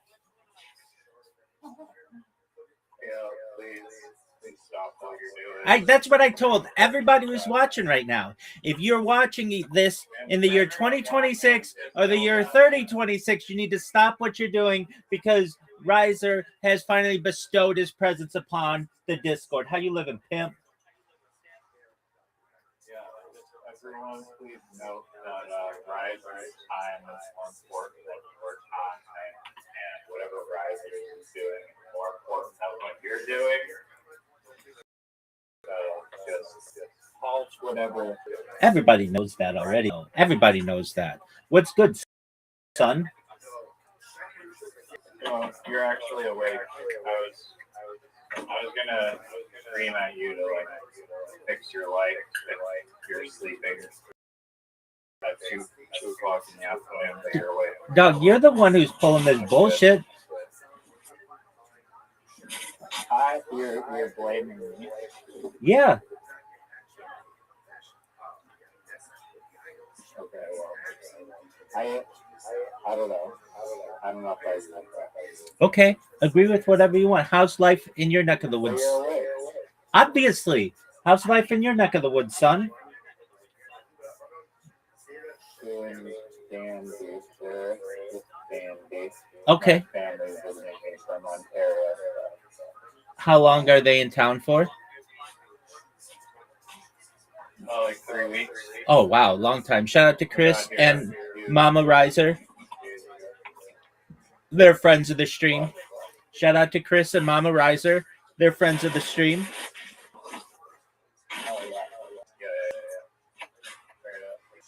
So what's good? What have you been? Oh, you want to hear all the things that I've been doing? Dog, I can't even count.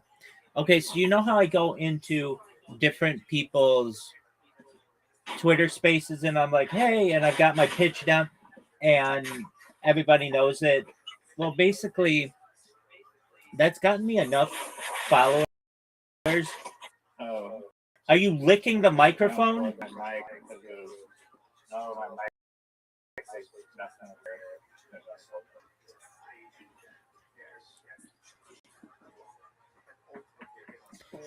Dog, are you done? Hello? Yeah, are you done? Yeah. Okay. Yeah, I'm done. Excellent. So, I've been going into people's X spaces, and you know, I do my thing, and I've gotten like, I don't know, 3,700 followers from this. Dog, it literally sounds like your phone is in your pocket, and now it sounds like you're peeing. I'm filling up Bill's water. All right. 1 sec. All right. Excellent. But you know, everybody on these X spaces knows who I am. I mean, they can even repeat my spiel back to them. And so I thought, okay, you know, maybe I should do the podcast circuit. And it's like, well, how do you get on a podcast? And in the past, I've actually paid people to be on their podcast. But I thought, you know, I'm big enough account now, and what I've done is newsworthy enough that I'm sure I can find somebody to be on their podcast. So I've just been also like retweet it or whatever that you're playing. no. Like if, No, just Right, calm when down. you Just feel calm like, down. no, Just calm I'm down. Just on calm down. Twitter. Just calm down. Just calm down. And let me work, baby. So Why wouldn't you advertise on your Twitter? no, advertise what on my Twitter? That you went on so-and-so's podcast. Oh yeah, I'll do that, but that's nothing.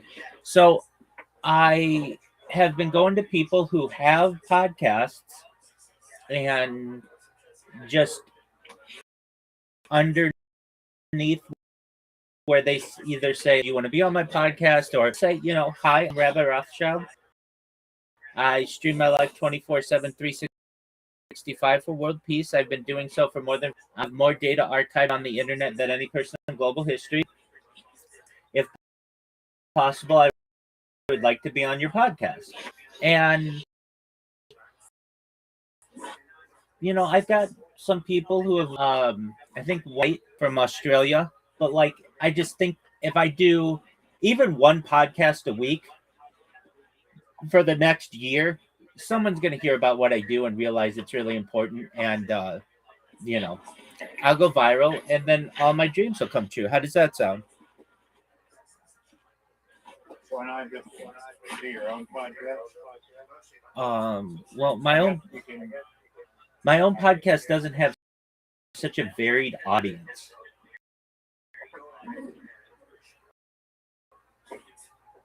Yeah, I mean, if you can tell other people like that, decent strategy, I guess. Oh, it's the best strategy you've ever heard. Your strategy of your microphone and putting it in your pocket and trying to talk to people. Okay. So that's what I've been doing, and I've been only doing it for like 48 hours, but I've got like 3 leads, so that's good. And aside from that, Like reverse ambush podcast. yeah, exactly, 100%. That's an excellent observation, Riser. 100%, yeah. And I know I won't win them all. I know that my profile is a little off-putting. People don't expect to be like, hey, I stream my life. Yeah, that's cool.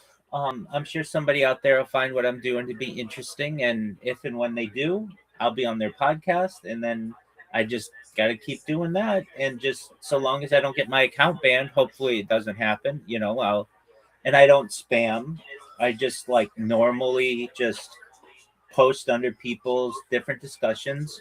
I just keep that up, and it already has been surprising to me that I've been able to get into some really great conversations with people already, and it's really just about the scheduling. So like one guy, he's in Australia, he doesn't do this. I understand that, but everybody does everything. So we're like, but he's never taken an X call. So like, we're just like working out. He's got to have me he's got to like allow incoming messages, that kind of stuff. Another person is no, but I did tell him I was that, believe it or not. So when he's like, all right, well, tell me about yourself, because I looked into his podcast and it's like very Australian citizens' rights podcast, and I don't really know that much about that, but I agree with the website, and it was like I agree with all of these things generally. Like it's about just individual rights wherever you are, and I'm an advocate for that. And so I wrote him, and I'm like, these are the topics that I like to discuss: life extension, revivification of the dead, reverse aging, space elevators, space tourism, that kind of stuff. And did you tell me about something? Yeah. That doesn't make sense And the phrase that you just used does not make sense to me in the position where you used it. Go ahead. Okay. Yeah, so I was watching a documentary with my mom. I'm sorry, I could have streamed it in the Discord. Yeah, you should have. I didn't know if it was going to be good or not. So it turns out it was very good. And Joe Rogan mentioned it. Maybe you've heard of it. It's mentioned it twice. And it's called Searching for Superman. Have you heard of it? Searching for Superman? Sugar Man. No, please enlighten me. So it's about this guy who's like Detroit music, very music with guitar and whatnot, and so he got discovered playing in Detroit by some record label, and he goes on to produce these 2 albums with the record label, but the record, his name is Rodriguez, and the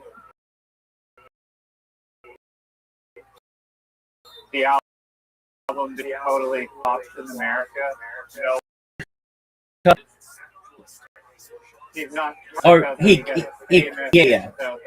yeah. I'm familiar with this story. Go ahead. So yeah, just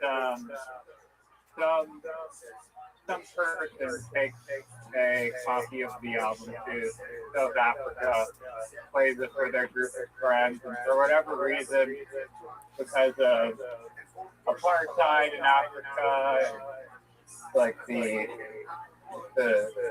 what the song was about being like anti-establishment at the time. It was a hit in South Africa, and it actually was a decent part of potentially ending apartheid in South Africa, because his music inspired other South African artists to speak up against the establishment and apartheid. And I didn't know this about the South Africans. They were very North Korean dictatorship controlling the media, and so television and controlled was on the radio. And one of the most famous songs, they scratched it out of the record so that it couldn't be played on public radio. But despite that, it took off and sold 500,000 copies. But because of some, I guess, perhaps music or the label's corruption, he didn't really receive any royalties. But he later apparently sued them and essentially got a payout for the lost royalties of his music. But the guy, for 30 years, he just gave up his music career, was working in doing renovations for construction, and just totally forgets about his music career. And for whatever reason, these people who the fuck is this guy? We have to find them. And so they go on this big manhunt, and they don't really have anything to go off of. And they somehow find his daughter by putting out this shot in the dark almost of does anyone know who the fuck this guy is? And got in contact with him. And then 30 years go by. He's Elvis Presley level famous in South Africa. And so they connect with him, and then people, there's rumors that he's dead and whatnot from self-immolation or suicide, and so he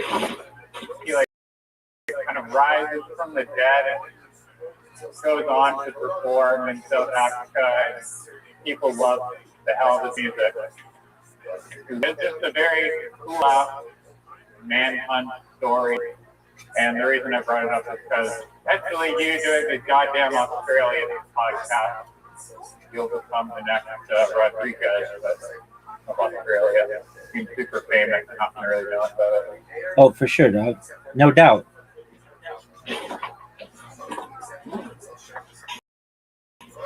And the dope documentary that I would recommend it. All right. Well, thank you for interrupting my speech for that. I do want to watch that. I do. I've heard of it. I've heard of this case, and it's fascinating. All right. So yeah, I just figure whatever you want to call it, reverse ambush podcasting is a good strategy. And dog, your mic. Is there any way you can just talk into your phone?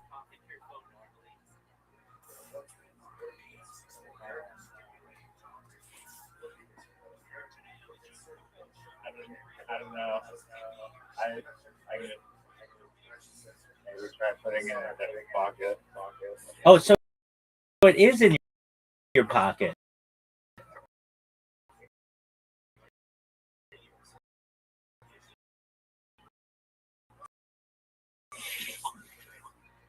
Yeah. Okay, well, why don't you hold your phone with one hand and your frisbee with the other? I'll put it in my pocket. Dog, no one. I say this in all honesty. No one would want to have a conversation with you if you talk to them this way. Well, I'm trying to find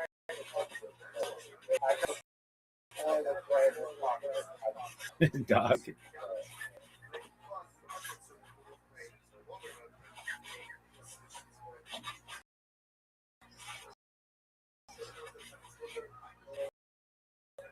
So why does your phone have to? Why did your phone have to be in a pocket?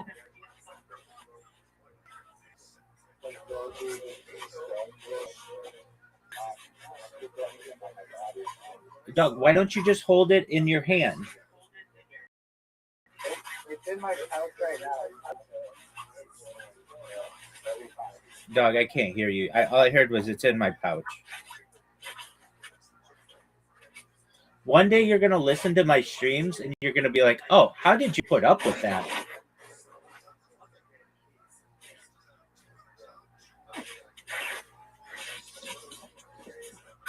Yeah, this isn't going to work.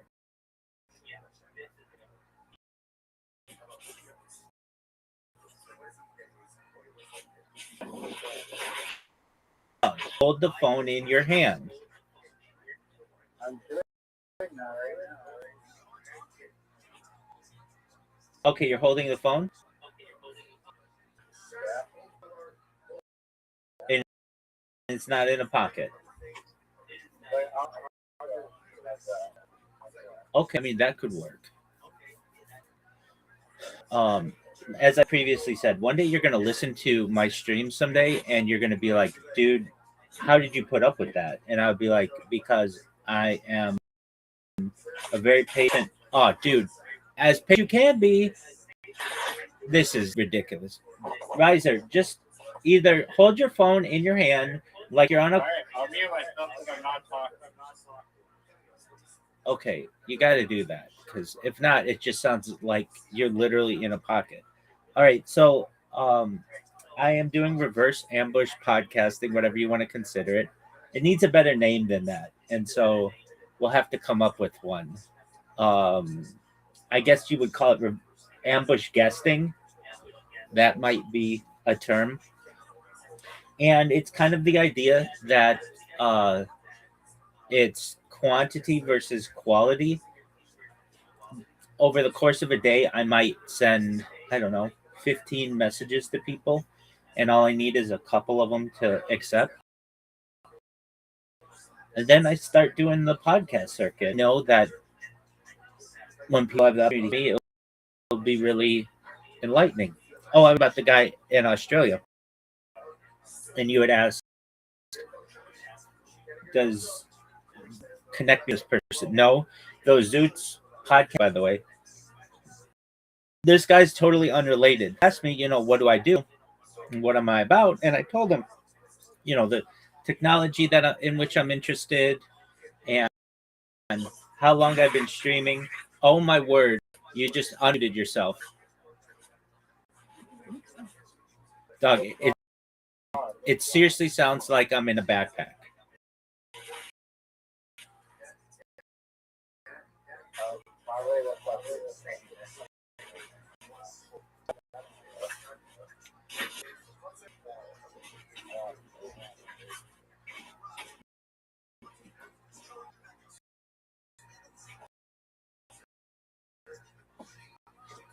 Just going back. Like a plan, big man.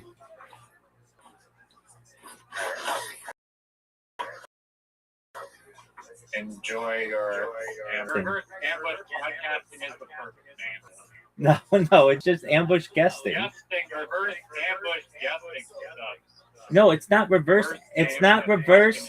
It's not. Well, that's great. That's not its name. It's just known as ambush guesting. It's just known as ambush guesting.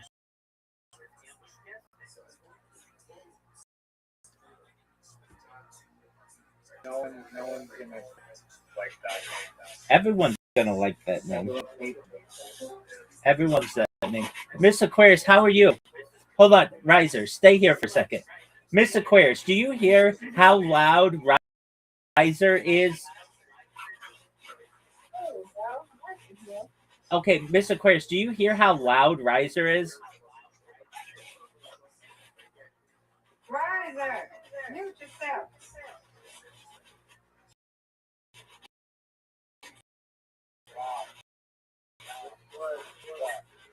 Okay, here's the key.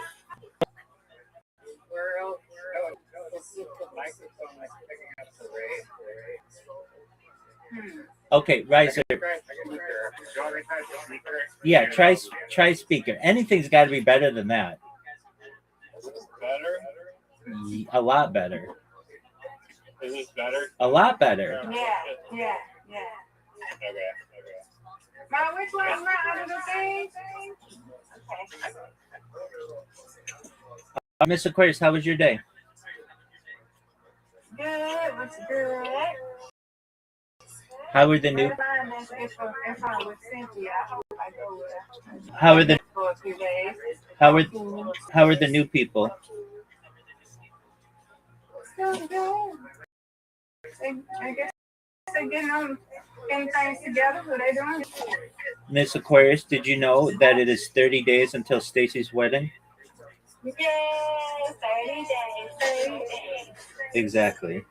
I'm so excited. I agree. Riser, whatever you did, it's back to being not good. He's probably battles on his thing. She's probably watching. I'll join back.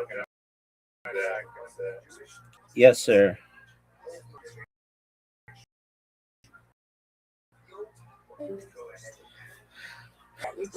Well, who would?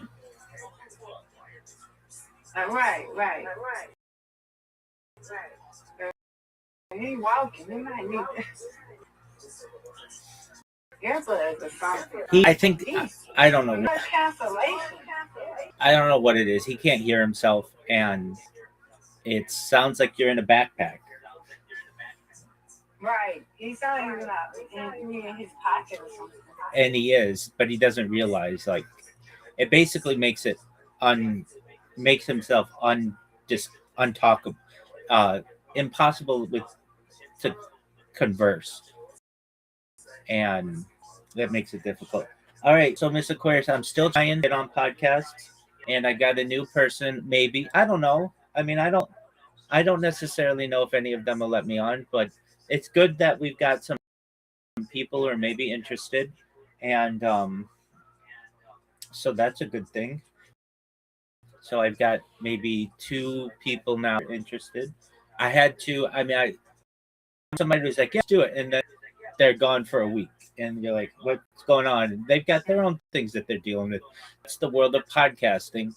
It's all about finding 2 times in your lives where you can schedule a discussion and record it and publish it. And not everybody is always able to do that. So anyway, so you had a good day at work?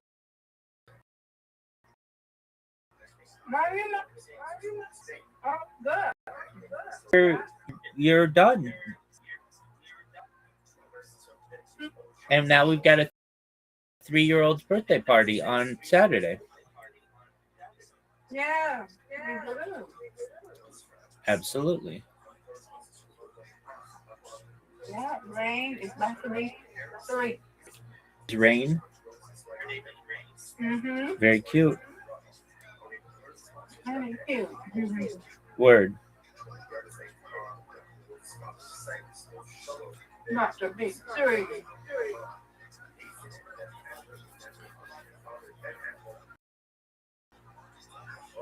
That's different set of babies, right? Like that's just like good. Right.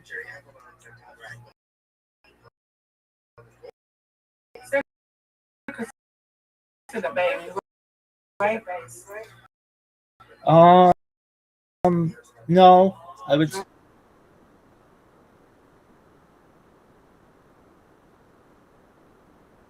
And she'll be the first one to correct you on that. She walks and she talks and she can feed herself. It's kind of moving away from a baby. I saw that school on. They play with English. You ever see them in that? If you ever see them playing in the air? Have you ever seen those kids all day playing? Their hands, I'm painting with out in the air, out like in the field or something, looking up and playing. Yeah, playing with angels. Oh, okay. Like it's something playing. You do something playing like the air. Yeah. Something. Playing with angels. I heard of it. Okay, they can't just. They just can't be playing with themselves. Yeah, but you never heard of it. You don't have no little cousins. Okay. But my little cousins. Okay. Not even in the bed and stuff, and they just been playing with this stuff, playing and smiling and laughing. They've been playing with this stuff, but we don't know. Yeah, I mean, I've heard that is like having like an invisible friend too. Yeah. Oh yeah, definitely. That's something that children do. Or not invisible friend, imaginary friend. Right. Yeah, that's interesting that children do that, and it's normal behavior, but it's just kind of like they are so The two of them know what they're doing. I didn't know that. they are so They're engaged. just playing. Yeah, exactly. They have so much energy. They're so engaged. They want to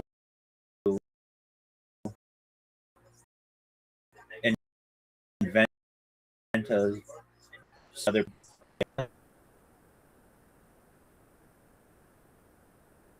We did that, but for children, exactly for children, that's completely normal behavior, and it's interesting. What point does that not become normal anymore?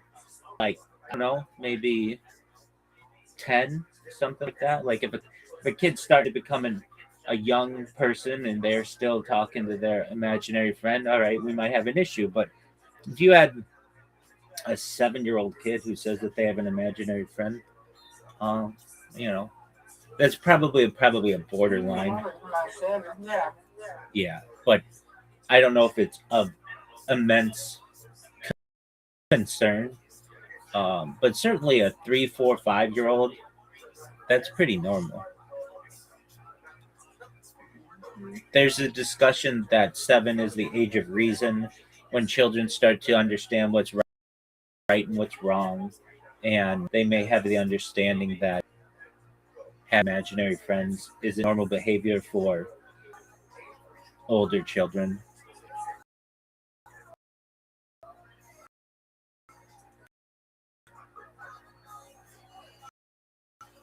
but that's for behavioral science. But I think that especially young children, um, they that is quite normal.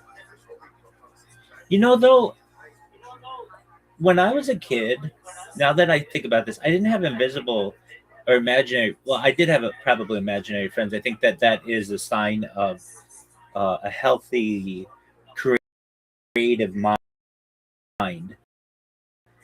But then I would imagine, meaning like I'd be playing with my friends. We'd be playing Army, which is common for children to play, and we didn't have anybody to play against.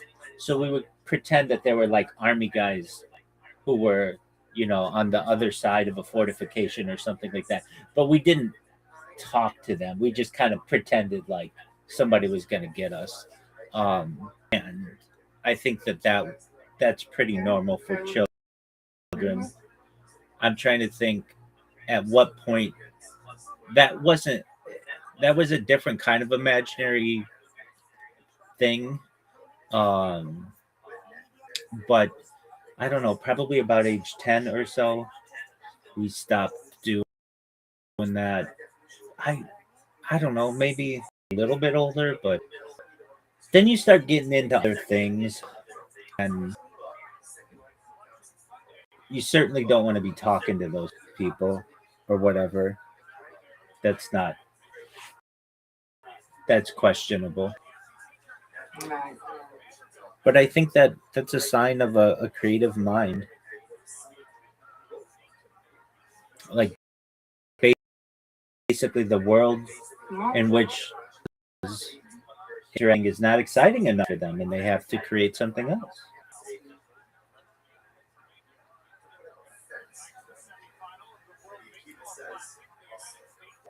Yeah.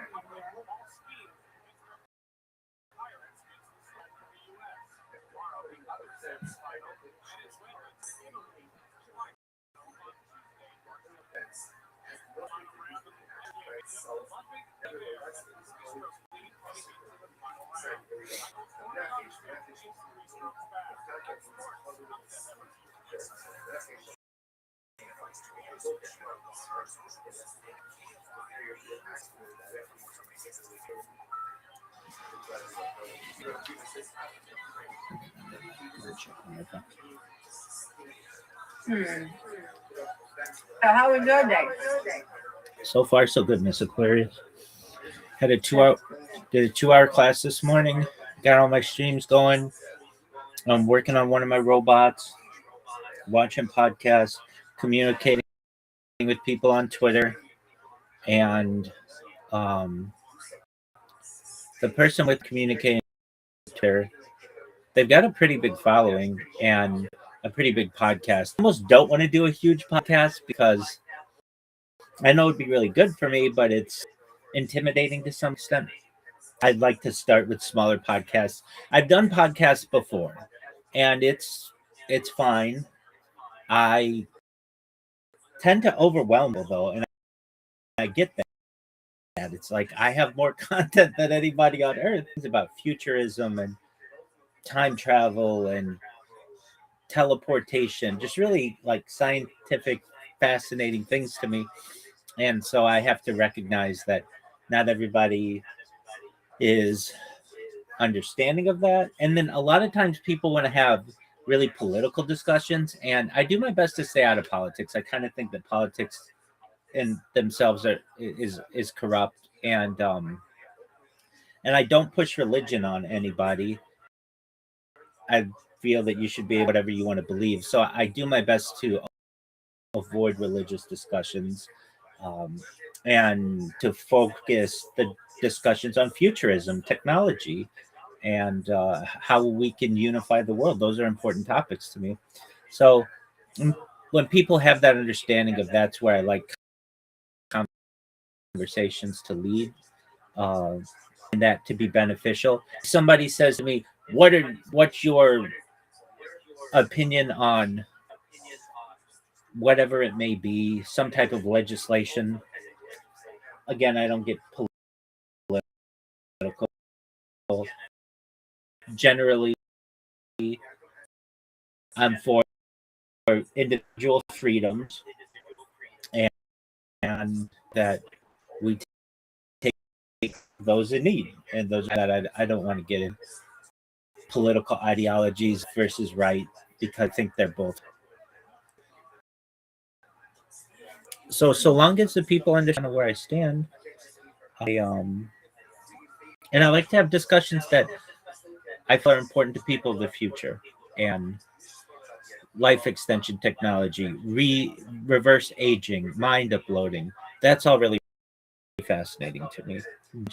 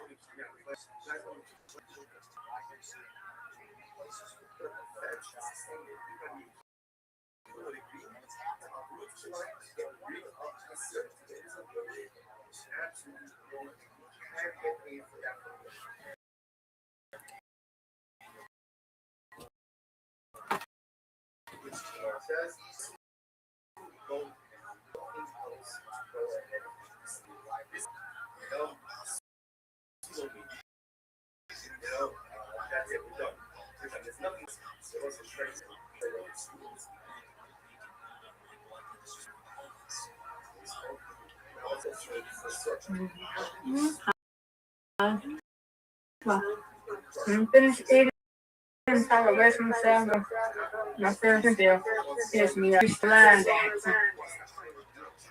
Line class. is that the plan for tonight? Yeah, we're doing line dancing class. We'll have to. Hazel doesn't want to go no more. So Why doesn't Adrian want to go anymore?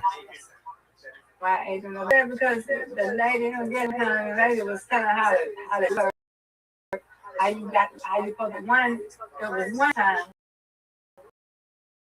because the lady they had this and didn't like the fact you got to do your legs like this. You got this. She don't like stuff like that, so she didn't like it. So then she got kicked out of the workshop, but she didn't really get kicked out. The app probably just kicked out by accident. They didn't kick out, but that's how Adrian is. I'm like, okay. Pardon me. Oh wow. Okay. Did you say the app kicked her out? What's app thing kicked out? WhatsApp kicked her? Thinking that kicked her out. Yes, it's a group that the line dance class we eat. Okay. So I guess somebody like that. I think the app did it because people were saying that the app did that to somebody, and then they put them back in. So she be like that. She's like that. So Okay. ain't nobody kicked you out. Girl, I think you just the app probably did. I don't know, but it is what it is. She doesn't want to go back. Okay, you can stay, but I don't want. I said, okay. I'm not to make nobody go.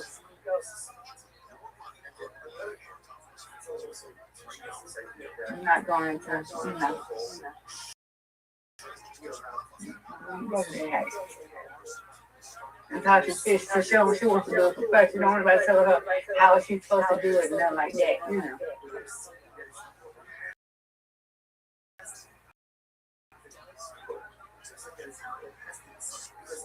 The shit told me this when I was in Florida. Saturday. Who was it?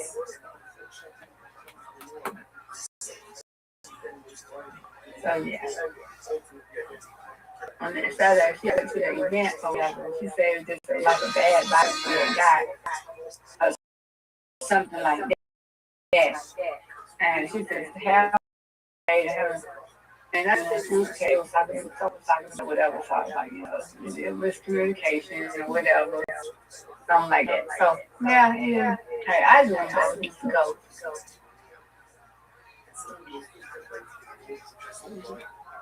Okie doke. Well, I hope you have fun. I will. Thank you. You're welcome. What kind of line dancing is it? Like country western? Mm, like just like R&B type stuff. Like, have you ever heard of around something like that? Yeah, yeah. Okay.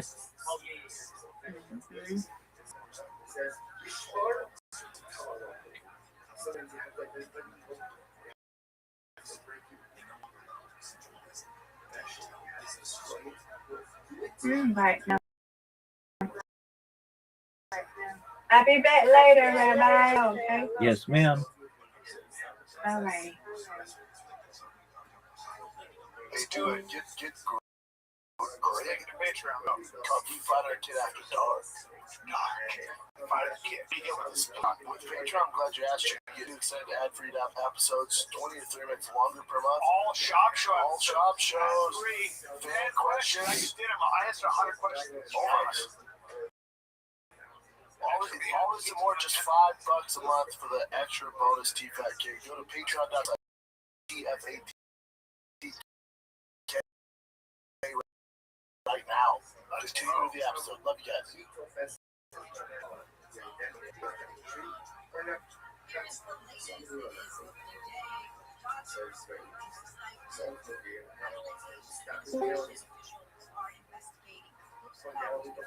Can tell me that socialize is popular.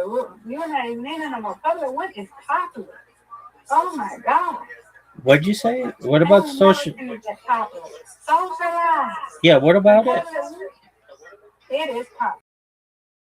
I never seen this people either. I don't even think how many people there. It's like a top 10. It's like 10 today. I know, but everybody. But I know when you first was very first people here. All of a sudden, everybody. I know I can't get it. I think I'm streaming in one of them. Where? No, you're not. I don't see you. Where? One or two and socialize. You're not in one. I'm looking at. Hey, let's see here. Let's see. I didn't want no one. I'm like, God, please. You in one? Oh wow. They changed it. One. They had that you could have in one.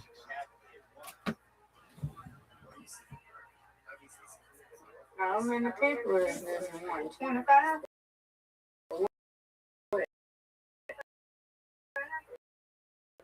No, it seems like it's more. Where's my my app like either timed out or something. There are. I'm gonna count them. One. I think I remember that. I've never seen that many people in one call. I ain't never seen it, but I remember when you first got it, it was in that wind. It wasn't that many people. Some people doing it.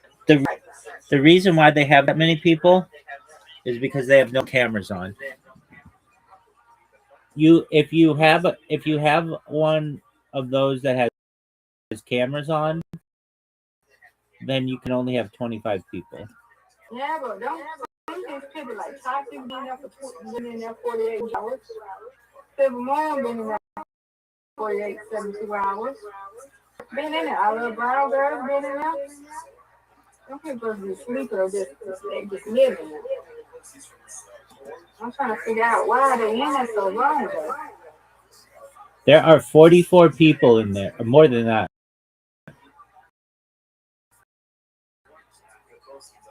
No, but why do they stay in there? I don't know. I stayed in there so I meet people like you. I know. They don't talk. I haven't heard people. I don't talk. But they went like me. That's true. And I wonder how can I do mine like that? You want to see how to mute myself, but I can't. I don't have a computer. So. you can still do it with your phone. Yeah, you can mute it like you do here, bro. So how can you mute it without throwing it? How can you mute that you're muted? Yeah. You on your iPad or your? You can't even hear them. No, on my iPhone. Okay. Do you really want to do it? No, not really. I was just asking because I haven't seen that theme move. Okay. So I was just asking. Are they on mute or are they away from? They might be away from the computer too. So I don't know.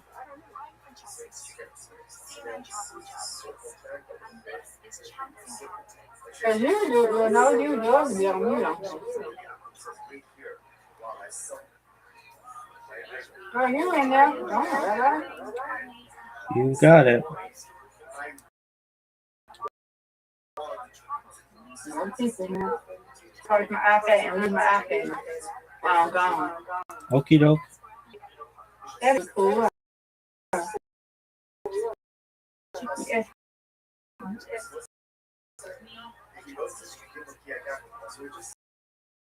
Whatever you want to do. I like having you here. And I might just keep.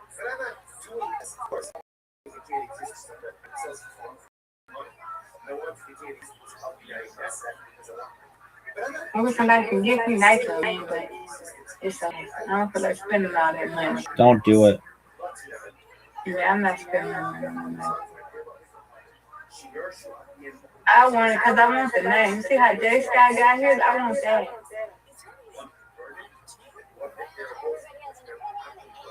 Yeah, that's not worth the money.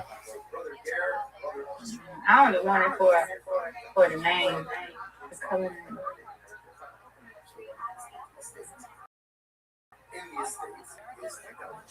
Oh man. Hello. A lot of people now.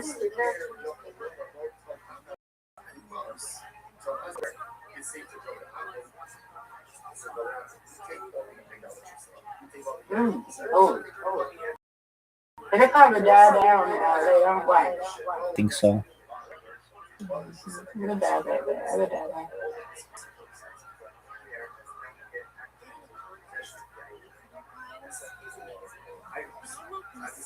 I might do it. I want another account, but I don't know what I'm gonna do with that account. I don't know why. Don't ask me why. I don't know why.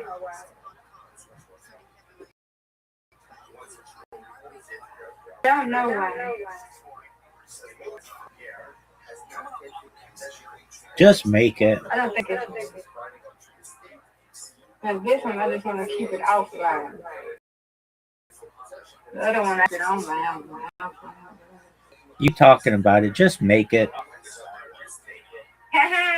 No. I don't need to. I'm trying to get the book of two wives and singing. Okay.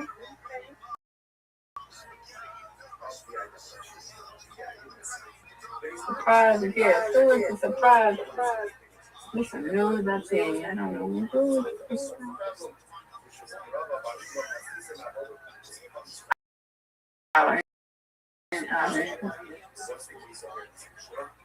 they started building evacuated.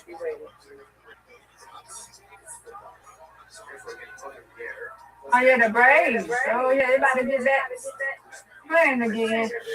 Opening day. When today? Yep. All right.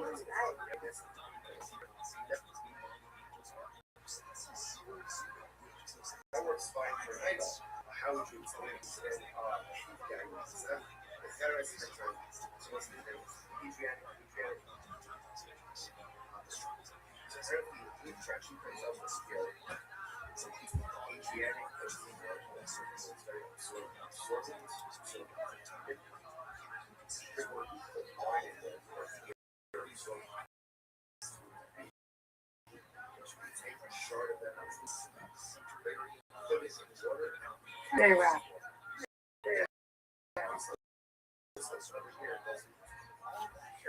Why is that under your eyes?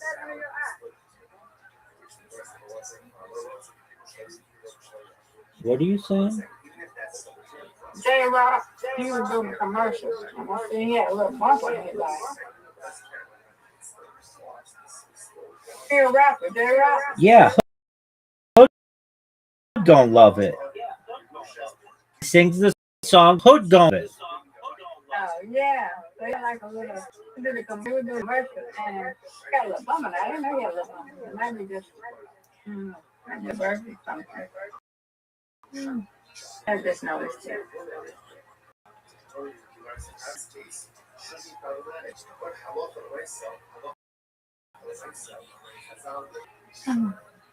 Yeah, hurry up and hit me up.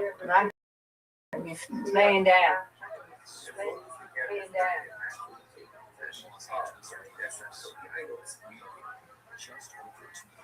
I like the song Hood Gonna Love It. This is my favorite J-Rock song.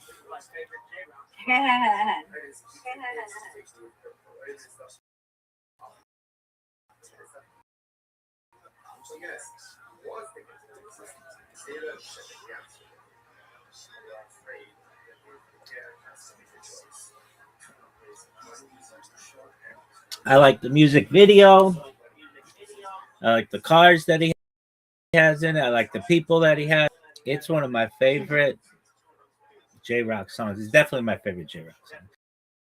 It's one of my favorite songs from that time, the early 2010s. Sunglasses in the video.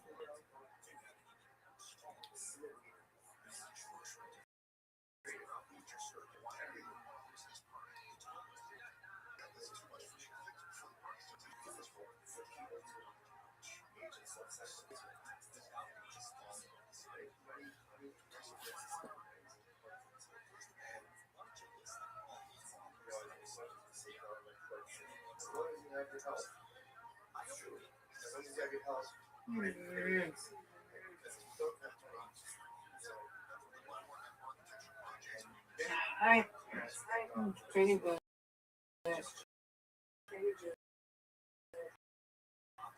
Last one. So.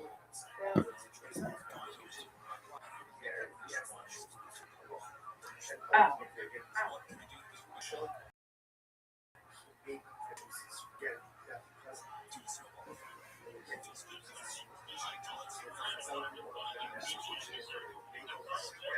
Not fine. All right. I'm done.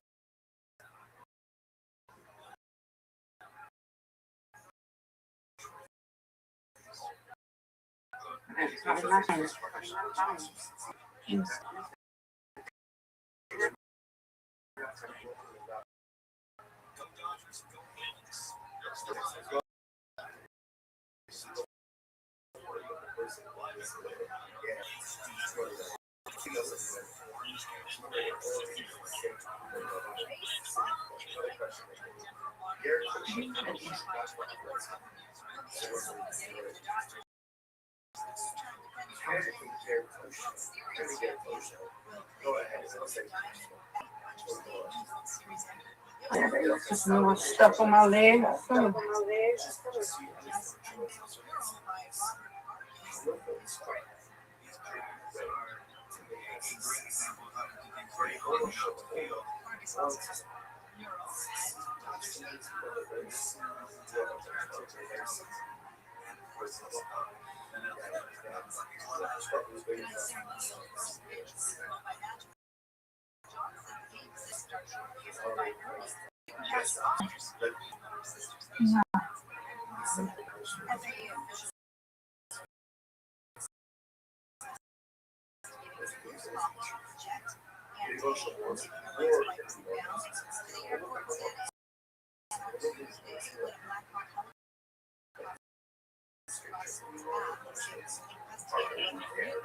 I'm homeboy.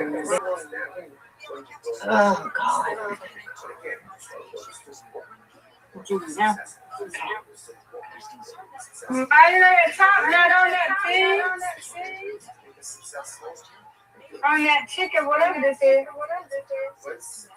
On this in here is chicken broth in the refrigerator. There ain't no talking now thing. I don't know. Oh, is it? It might be.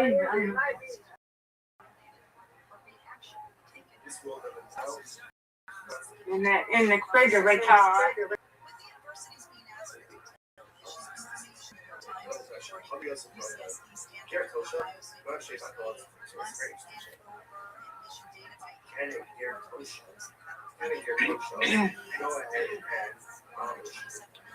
All right.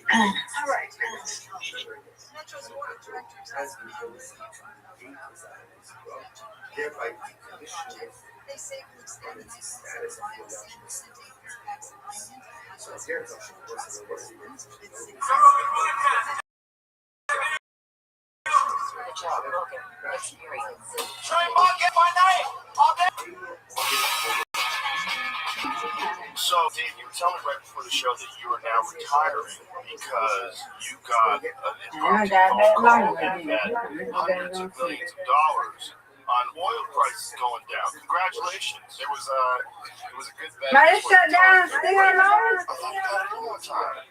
Oh, it was okay yesterday. That ain't long. 5 minutes early. Wait time to airport 15. This is crazy. Everybody going to airplane. Not yet. Yeah, like 5 minutes. Yeah, there's a lot of those like trades like that should be investigated. Everybody going to airplane yet. I understand. Yeah, how about that one? So the tariffs one working for the Don't want to be in them lines. Oh, man. If people can sue. It's lying. Yeah, they say get there 4 hours early. Do you know the actual details of it now? I don't just think he was telling everybody, don't sweat it, the tariffs are golden. I mean, I can't even know. Yes, so he was personally short about it. Trying to see y'all? He's a quite litigious gentleman. Yeah, he might be. Going up here, get ready to.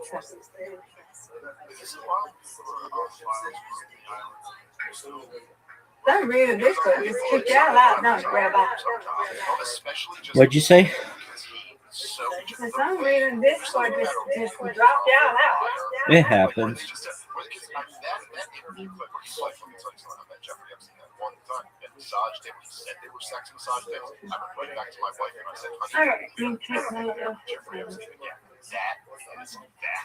I really just quoted you. I haven't seen that. I don't know if it's verbatim, but that is the exact story of oh, let's listen to it.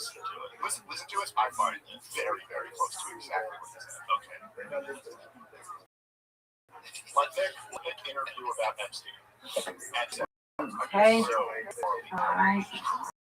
Okay.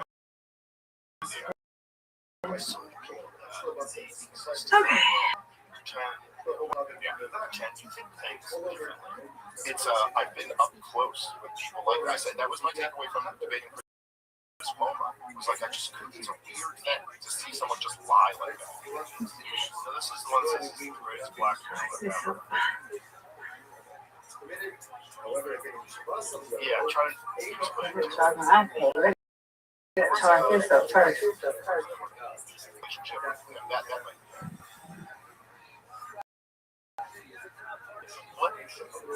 What this?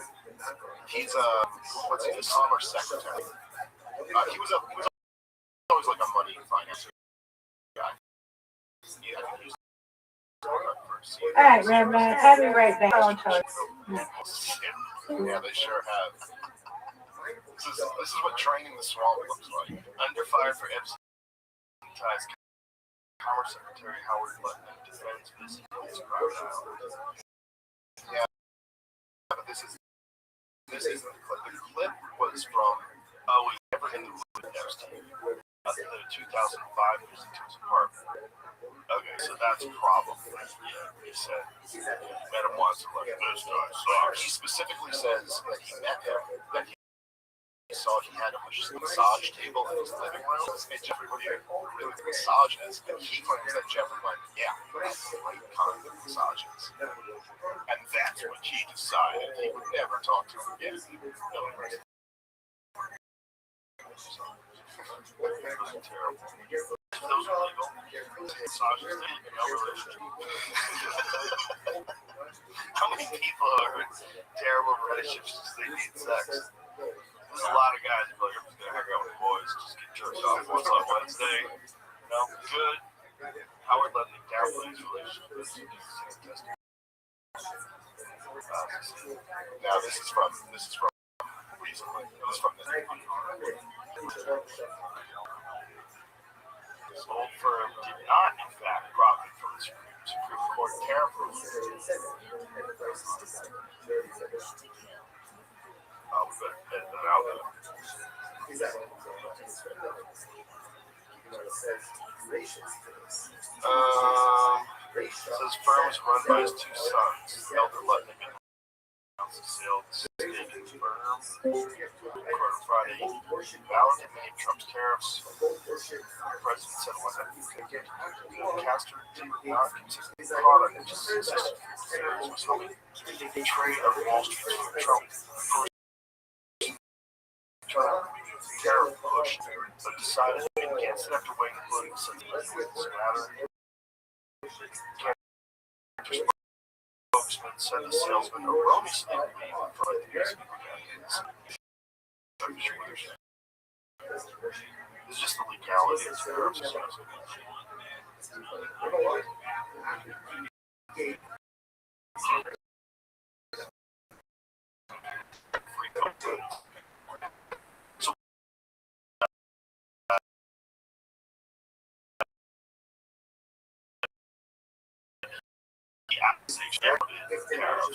Much repetitive let it scout the yeah,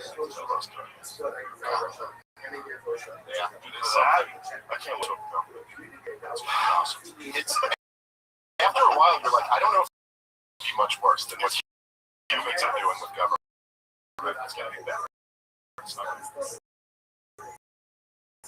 as long as it determines that they're not really valuable.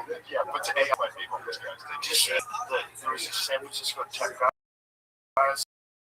and they got trapped in their Waymo because a homeless guy started attacking them. Yeah, like you're a trader, you're paying robots, you're paying the robots. The homeless guy was The homeless guy was attacking the Waymo. The tech guys were in the Waymo. We were terrified. Our life, we fear our safety because they're being attacked by a crazy person who said we should be giving money to robots. That's an uncomfortable position to be in. I get all my information. It's not the worst source. It's worse. Him and that dude, what's his name? James Lee. Or number one source.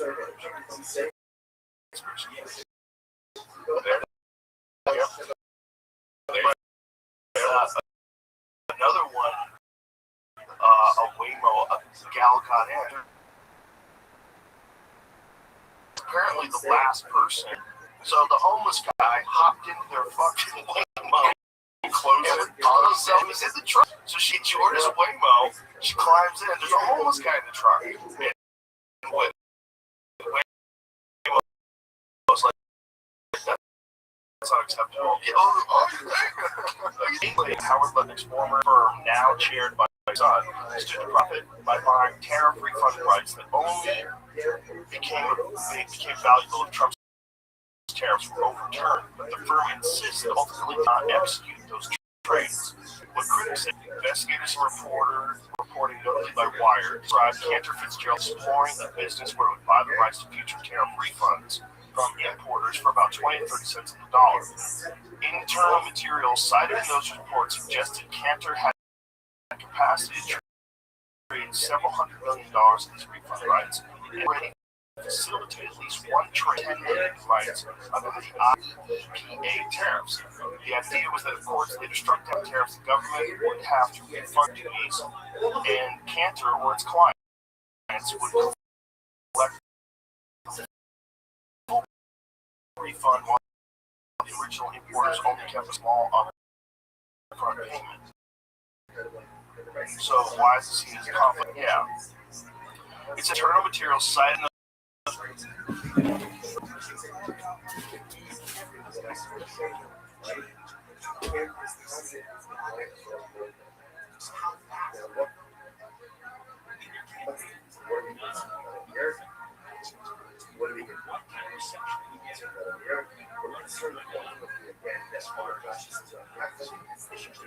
Rashi says over there, he saw that get the Fanuso, and she should have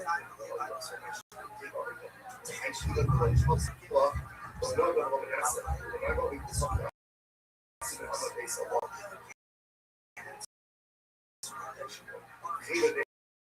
I know the fact that nobody knows.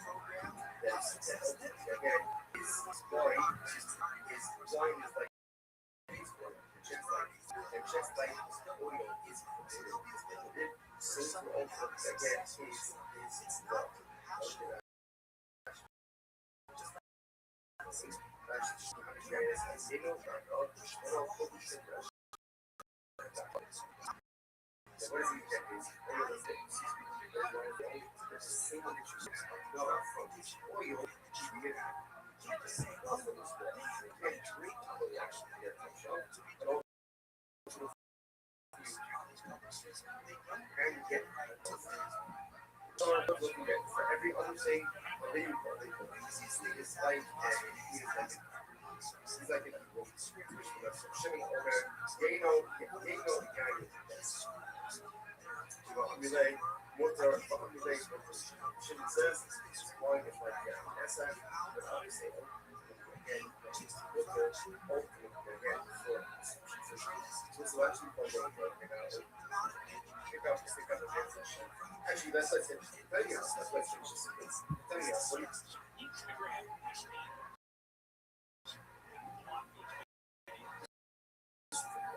Plenty else. Sharp for everyone. See, it's like a couple regarding that. The light itself. All the prayer is a significant function. Love, that's not really. Doesn't just bring it out of this whole thing like they're pushing it. Got started as a track, doesn't get pushed.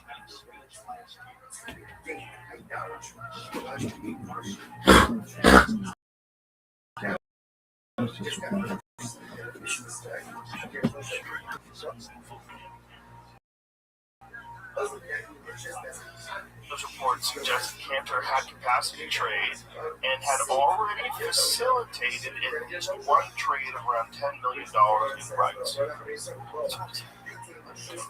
Very small potatoes. So that's for those guys. Yeah, these kind of guys.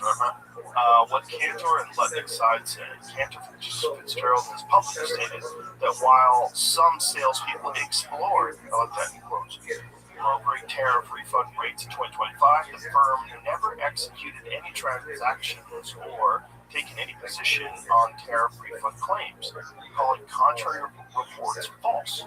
Reporting has echoed that Cantor considered price tied to the Supreme Court tariff ruling, but ultimately backed off, in part because of political optics. Fuck it, that's a big duh around Lutnick's government job. Latest coverage, there's no public evidence that Cantor actually booked profits from the investigation, whether there was any attempted or potential profiteering. Are you more interested in the ethics, conflicts of interest, or the nuts and bolts? That's something very terrible for market forces. No, so it seems like we don't really have evidence. Well, it'll be interesting. I mean, if which is probably going to happen, but the Democrats take the House and Senate in midterm elections this year. I mean, they're going to be, that'll just be the next 2 years in politics. Investigations. Some Democrat lady just took over the seat in Trump's neighborhood, where Mar-a-Lago is. So the Democrat lady just won.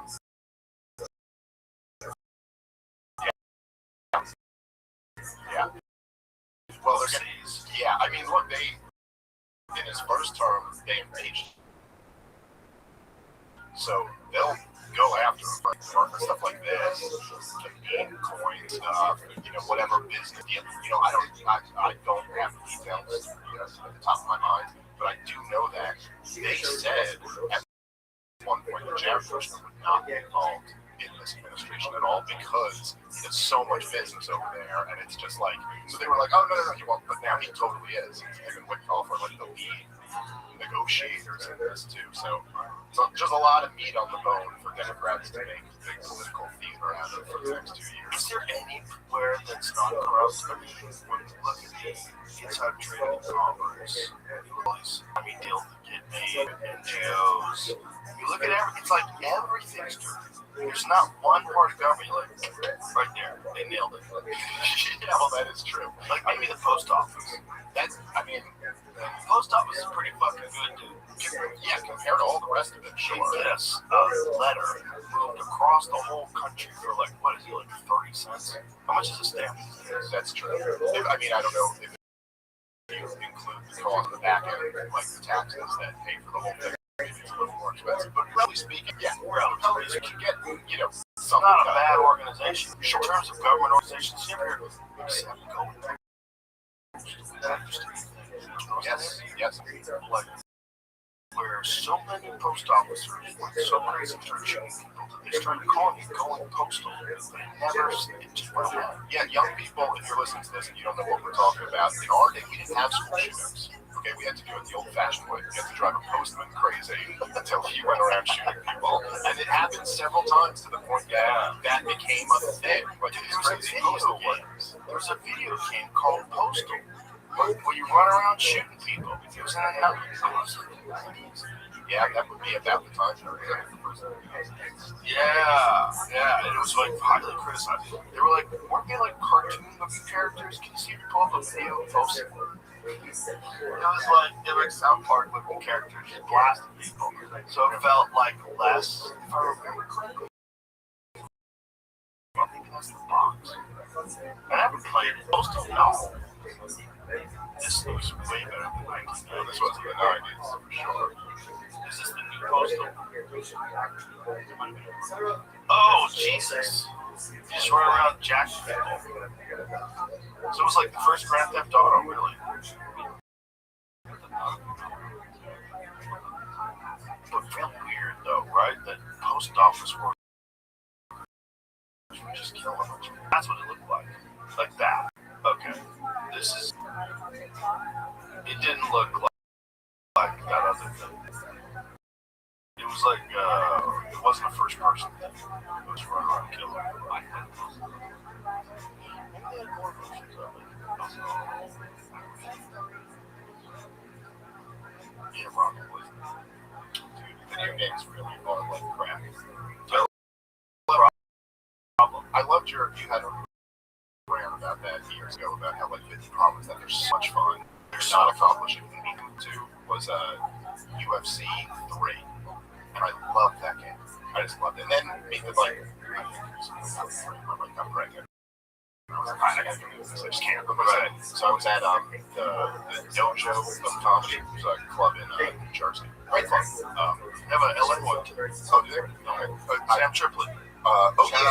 Yeah. So I was at the one in New Jersey, and they have UFC 3. I was like, oh, that's the game that I got really into. So I was there for a weekend, and the whole time I was there, just playing this game. And I was like, it was like a feeling almost like a drug addict who's around their drug of choice, where I was like, I need to get away from that. Like, I would play this until I kill myself. It's so much fun. Problem, people are fighting me, whoever, and they keep getting better. Yeah, I know. Well, I stopped at that, so I never even learned how to play the new ones. But What number UFC game are they at now? The graphics keep getting better, the movements keep getting more natural. Yeah, first-person shooters. Who was the Jill blows on? I want to say. What was the game? 155, really good grappler. Yeah, it wasn't his thing. Like, he was obsessed with video games or something else instead of this. So he just did jiu-jitsu. Just kind of like amazing at jiu-jitsu. I swear I think that was his story. I couldn't just remembering the swear talking about this in an interview once. And then it was just like, I just lay all night. And then eventually I was like, I gotta do something productive with this. And so I just started doing jiu-jitsu instead. I wonder what he's up to. He's a fun fighter to watch. Fun dude, like in person too. Him and his brother used to beat the fuck out of each other on the yard, in the front yard. They would have like full-on MMA fights, like full power. They used to beat the piss out of each other in the front woods. On each other. They had like a bunch of guys hanging around picnics or something like that. They decided, let's spice the picnic up. You can meet fight motherfucker. Fight. But all across this country, there are always fighting in your yard, and that was of the highest level of yard fighting. That was top 1%. Oh, that was two like legit MMA professionals. Yeah, two legit MMA professionals were mad at each other. They house with each other all the time. Shut the fuck. You didn't fucking do that. You were supposed to put that shit away. Yeah. That's my friend. Yeah. They both ended up being real fun fighters to watch. Oh yeah. Joe was awesome. He was a great fighter. Yeah, he had a lot of fights in the UFC. Yeah. I think he got to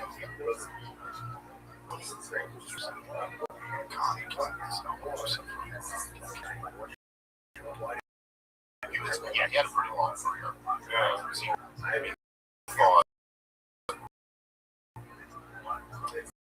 I don't know. He fought like the whole, when he started, it was like DJ Pettis was the champ. He had blows-ons.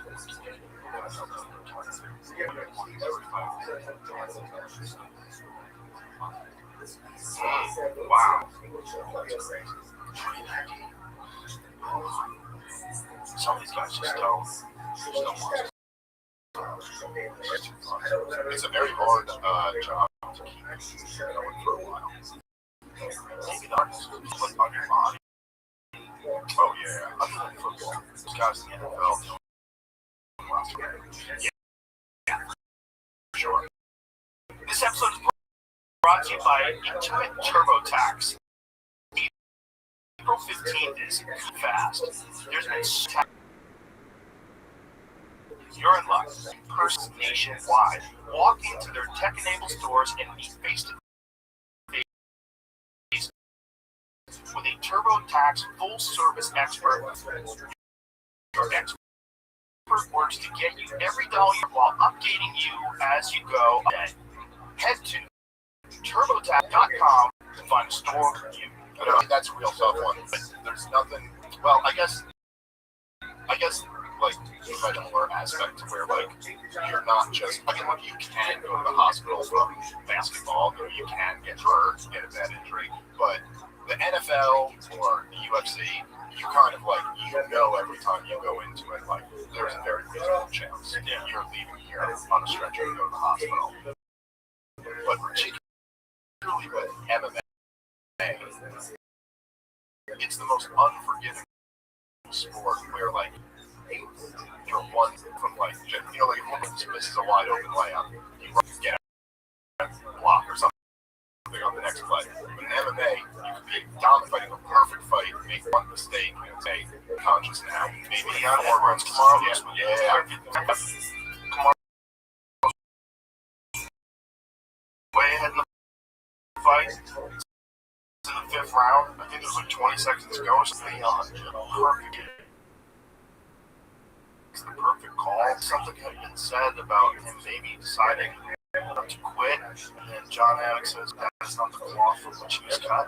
Yeah. Boom! And back out. Like, come on, man. This is real. One of the most amazing MMA championship knockouts ever. And then just his post-fight speech. Look at me now! Look at me now! And then comes back and wins. Yeah.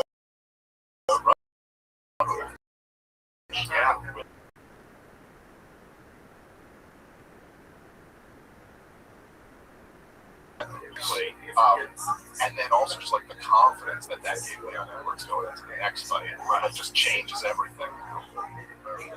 Yeah. Kamaru had very careful he dodged most of the big ones. So in his head, in that fight, he had a narrative. The narrative completely changed with one head kick. So going to the next fight, the narrative is now, if you fuck up, you will be unconscious. You can't get knocked unconscious. He fought much more cautiously after the second fight. I remember seeing that with, I feel like you could watch that when Dustin Poirier fought Conor McGregor the second time. McGregor had knocked him. Like, you could see Dustin do that, but kind of just see, like, he gets in there and he starts like, and he takes a couple shots at Conor, and he's still there, and then in that first round, his confidence growing. But you almost got to get that out of your head. It's like, yeah, that guy beat you back then, but you're a different guy now. Well, with Conor, it's all about weathering the initial storm. The initial storm was great. So explosive, so back. And then, about the second fight, Dustin setting those calf kicks, specifically because both of those guys fight. When you both fight southpaw, you're southpaw like Dustin. A lot of times the calf kick's not really available. Like you have to throw it with a switch, or it doesn't have the same sort of potential, right? It's slightly different potential when you're exchanging combinations. Conor was wide open because Conor has two things going on. One is his southpaw. Also, he had just gotten up before the Mayweather fight. It's very boxing, not just, but he really concentrated on striking with his hands. His hands were his weak. So because of that, his stance wide. Yeah. And he always had a wide stance. Anybody had that karate stance. The craziest thing about that is that it didn't become a big deal until Superstar. Like it was after that. That's how recent it is. Yeah, so almost like a thing that didn't get figured out until so recently, and then just totally changed everything. Like at this point, the rate of you never see it in the storm. Today, it used to be like that was one of for many years in MMA, and now I'd say like the majority of leg kicks are targeted the calf. Like you'll see almost like a thigh kick, almost just to switch it up.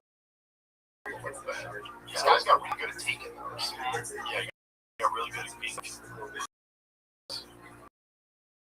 So the Anderson Silva won, so there was Weidman won. It's been a few full power leg kicks, and someone just lifts up the knee a little bit, takes it up right where the shin bone meets the kneecap is where they like to catch it. And boy, I've seen way too many of those.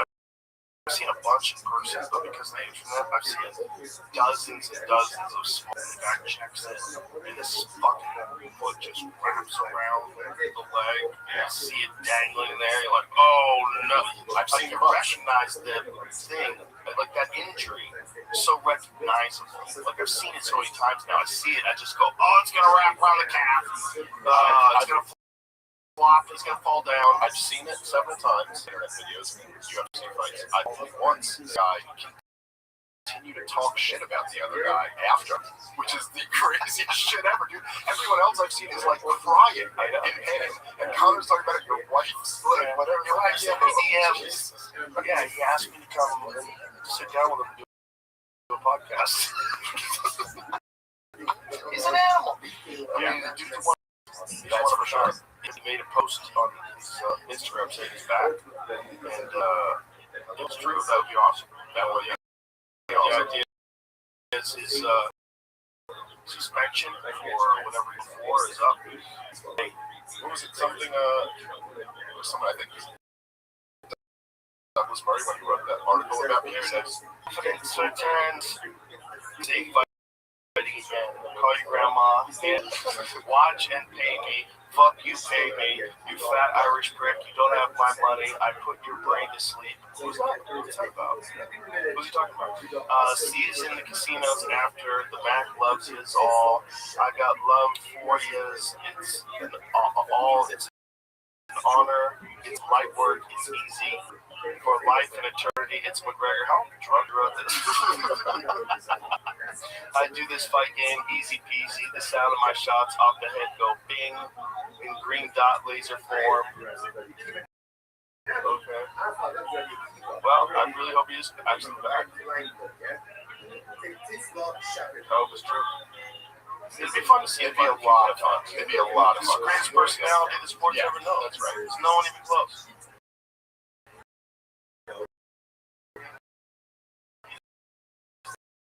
The most dynamic personality in sports ever known. And he was there. Did he? Oh, yeah, he was there. That was the best thing. Really cute. But that was one of the best. That might be the best fight I've ever been to live, because that whole card was just stacked, and that is the main event. It was just unbelievable. Yes. You know, Dana said it best. He's like, Becky needs pressure. Because he thrives on pressure. Pressure that makes other people wilt. He like shines under that pressure. And he had an amazing ability, even very early in his career, which was like kind of, it was really unique. Like, because even like on his first fight ever, if you watch his first fight in the UFC, against like Grimmage, I think it is, and he cred for himself, and then the Irish thing, like Irish was really, really into it. But he, from the very first fight, he would always create these moments where it's like, dude, this is going to be the biggest spectacle that you, my opponent, has ever been in their career. Like, I'm going to get you mad with shit talking. I'm going to get the fans so excited because he's completely comfortable there. Right. Like, I'm not sure if you're really comfortable there, but and so it was, and even with Aldo, who had been the entire division. When they started the division, they started the WBC. So he was the entire featherweight division and just dominated everyone. And he even created such a moment that like Aldo was like, he was like, yeah, incredible. So it's one of the greatest featherweights of all time. But he got him to the point where he was like so furious. He was like, I'm gonna take this fucking guy's head off. Just like relax. Like he didn't care about it. He didn't shit talking. He was just like, yeah, we're having fun. Let's play. He lost his composure. Yeah, and he looked very overwhelmed by the moment. And by the way, everyone from Ireland came to Vegas for that fight. It was the nuttiest thing I've ever seen in my fucking life. The entire Mandalay Bay was overcome with. It was nothing but Irish people. They were all singing together in halls of this gigantic casino, packed. Well, like they're waiting in line for something. Just there partying for Connor. I remember, I think it was when this is nuts.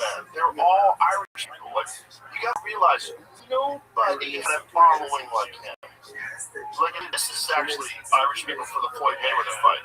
They were still ride or die with him, even for that fight. I think it was when he fought Dennis Seaver, I want to say. And I think it was in Boston. So I went with Jay Gomez, a good friend who wears. And me and him went to some Irish bar. So like we just happened to be in Midtown. And we were like, fights are coming out, so they're playing it at this bar, you know? It's just like, I mean, it wasn't even that big of a bar. I mean, it was shoulder to shoulder Irish people losing their fucking minds. Like, it was the most fun environment to watch a fight in, but all that singing and dancing, it seemed like everyone had an Irish flag with them. Like, it was in a little bar. It was this. That's nuts. Look at that. That's Mandalay Bay. Wow. Look at this. Oh, that's MGM. Well, they were everywhere. They were probably in every fucking casino there was. This is crazy. Imagine if you're from Northern Ireland. You still remember the troubles. You leave the hotel. Just came to Vegas for a little gambling. You don't follow MMA. You have no fucking idea. What's this all about? Oh, I have picked the wrong fucking week for my vacation. I was going to say that Douglas Murray knocked on me when it was up at the New York Post once. He goes, you know, Dave goes on Joe Rogan and he talks about our policy like he's an expert.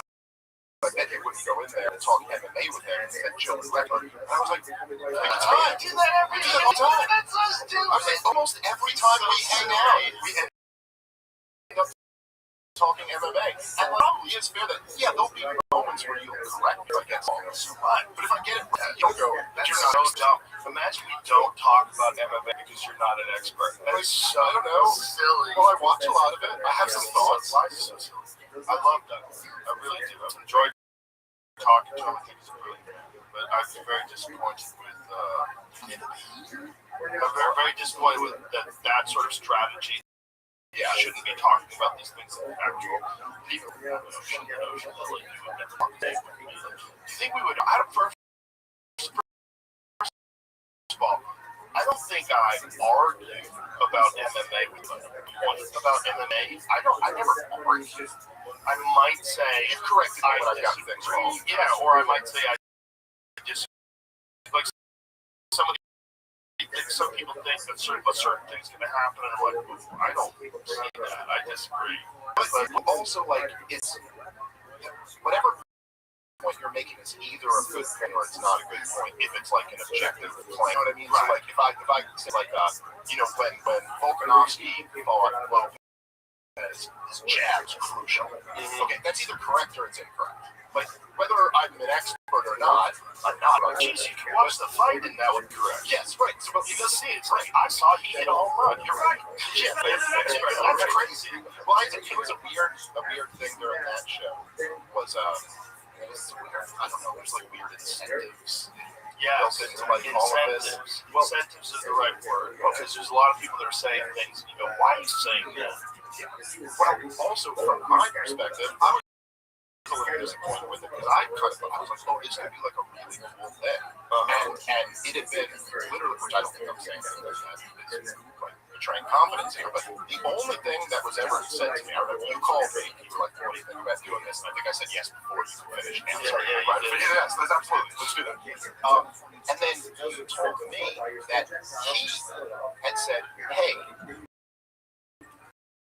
he really doesn't want this to evolve into like a food fight.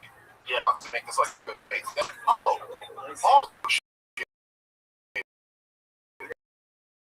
he said, because then he came in and the whole thing, but then there wasn't some.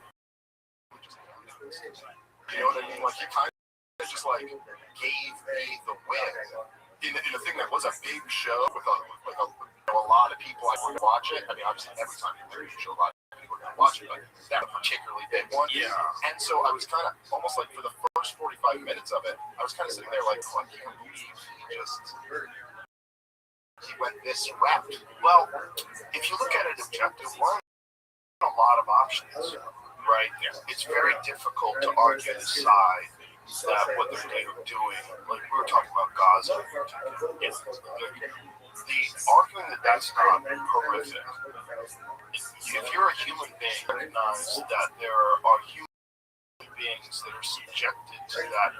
You're subjected to ICE. You're subjected to Homeland Security. You're subjected to the cops. If you're a civilian, you have to listen to these orders. So if you're living in Gaza and you're a child or you're a woman and you're not Hamas, okay? And the idea that you're responsible for October 7th, even if you're one of the people that cheered in the street, boy, don't you think you kind of have to cheer in the street? If everybody else is cheering in the street, if you fucking keep your safety intact, like, you gotta kind of go along with whatever everybody else is doing. I'm not saying that's good, but when you look at how level, I mean, the most recent videos that I've seen were still like a few months old, so I don't know if it's stopped. Stop bombing? I don't know what's going on. Now, they've slowed down a bit, and they haven't stopped. Okay. It's people's homes. That represents schools. That represents hospitals. There's no way you can argue that's not horrific. Yeah, so he's stuck. That's right. It's kind of indefensible, and so instead you pivot to argue against this guy rather than against the issue. Well, I think that, it's in, I can't remember if this was in the letter to America or this was in his declaration of war against America, but Osama bin Laden literally said that civilians are fair targets because you guys have elections and you vote for these politicians, and they're the ones who conduct these wars that slaughter innocent Muslims. So, just saying, it's the logic of Osama bin Laden to say that civilians are responsible for what. And in Gaza, they don't even really have a government. Hamas is not a government. Or whatever it was. Hamas did not even win majorities of. They won on pluralities, you know what I mean? And so the idea that you're holding these people responsible for Hamas just doesn't make any sense. That's just on a very basic human level. You just kind of go, I don't want to be egalitarian. I'm not saying all people are equal or all creatures are equal or anything like that. But on a very basic human level, those are real people too. Mother is like 6-year-old dead body out of the rubble. That's the same exact experience as if your wife was pulling your 6-year-old out of there. That same thing is happening to her. And once you just admit that, it does just change the calculation. It changes the calculation to be like, okay, look, the onus is on you to demonstrate that this is absolutely necessary. There is, and that makes the thing, most wars very difficult. Not all of them, but most wars are very difficult to defend if you just run it through that filter of is there any other option other than this? You exhausted everything else. And then, of course, in the case of Israel and Palestine, you never even tried to just give them their independence. You've never tried to just let them out from this occupation. Will it improve things? And it is kind of crazy. One thing I said, these people should upstate. Why do you get to control them when they're not Israeli? They're kind of a country, but not really, because they're attached to you. Yeah, it's go buy another country, give it to them, small package. Well, that's right, and that. Look, it's just who we are. Yes, Canadians do get citizenship in their own country. They get citizenship here too. Boy, that's the last thing ICE is looking for. It's fucking Canadians. Oh yeah, visa's expired. Don't worry, get on the plane. They probably have a much easier time. Canadians go, all right, guess I gotta go. Well, yeah. Also, they can just ditch the accent and pretend they're Americans. And everybody will buy it. Yeah, as much as they don't know. Yeah, they say, sorry, I lost my license on. Yeah, that's true. Yeah. Okay, buddy, where are you from? I live in Iowa. Okay, sounds right. That does check out of here. All right. Shit, that doesn't check out. What's going on at the airports? So they're using ICE. How do you have time to put them in all the airports? It's in the low tens of thousands. There's not that many. Right. So, how many airports? There's a lot of airports. Okay, so you put ICE in the airports? What are you getting all these ICE guys? Are you hiring new ICE guys take the airport jobs, like take 7 weeks to train them. So ice factory where they're churning them out, saying that they were at the airport flew out from later that day. Up to 150 Muslims enforcement officers were deployed at airports across the United States on Monday. So I of course, get on social media and someone sends you something, someone sent me something, I'm not sure it was true. But it was like, look at the difference between lines at the airport before ICE was there and after ICE was there, and tell me that only 10 million Americans got there. They're like, what is the real, we were talking about this last night, like, what's the real number? What is the real number of illegals in the United States? You were saying something about Ann Coulter. Yeah, well, she had, and this was from a while ago, so this was, she had in her Adios America, she had, I believe, it was from Air Stars. Check on that. It was one of the big finance companies totally in the country. And that is why, and this is before Joe Biden. Now, I don't on before 2014, 2015. Oh my God, that's 10 years ago. Yeah. So a lot of them are coming since then. Well, at least 10 million came in over 4 years. I remember the numbers being like Biden administration or something like last month there were 700,000 border apprehensions. Jeez, how many were just flooding in? You see those big caravans coming in and stuff. I mean, look, it's a huge, that still is a huge scandal. And as much as I have really criticizing the Trump administration since last summer,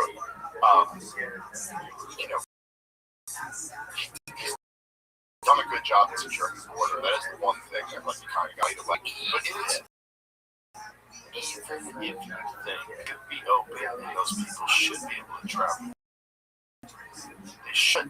No one's illegal on stolen land. That should. Especially about having to have time with children. And children were trafficked that way. You know, children were dragged across the border and sold to psychopaths. Oh yeah. Oh, and it's horrible. I mean, I saw. There's at least 15. At least 50 million illegals in the country today. See my book, Adios America. The analysis from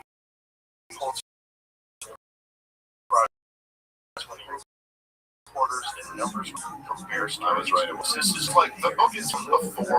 I want to say 2015, but that's around that is crazy. That's crazy. Supposedly, this is the book that got Donald Trump on the immigration issue. I've heard Ann Coulter say that before. Maybe that's right. Maybe that's not right. But yeah, I mean, look, it's like it's also it's a profound like act of treachery for a government to do that to its own country, to allow that to facilitate that to happen against the will of the domestic population. Like if you were to, I've tried to look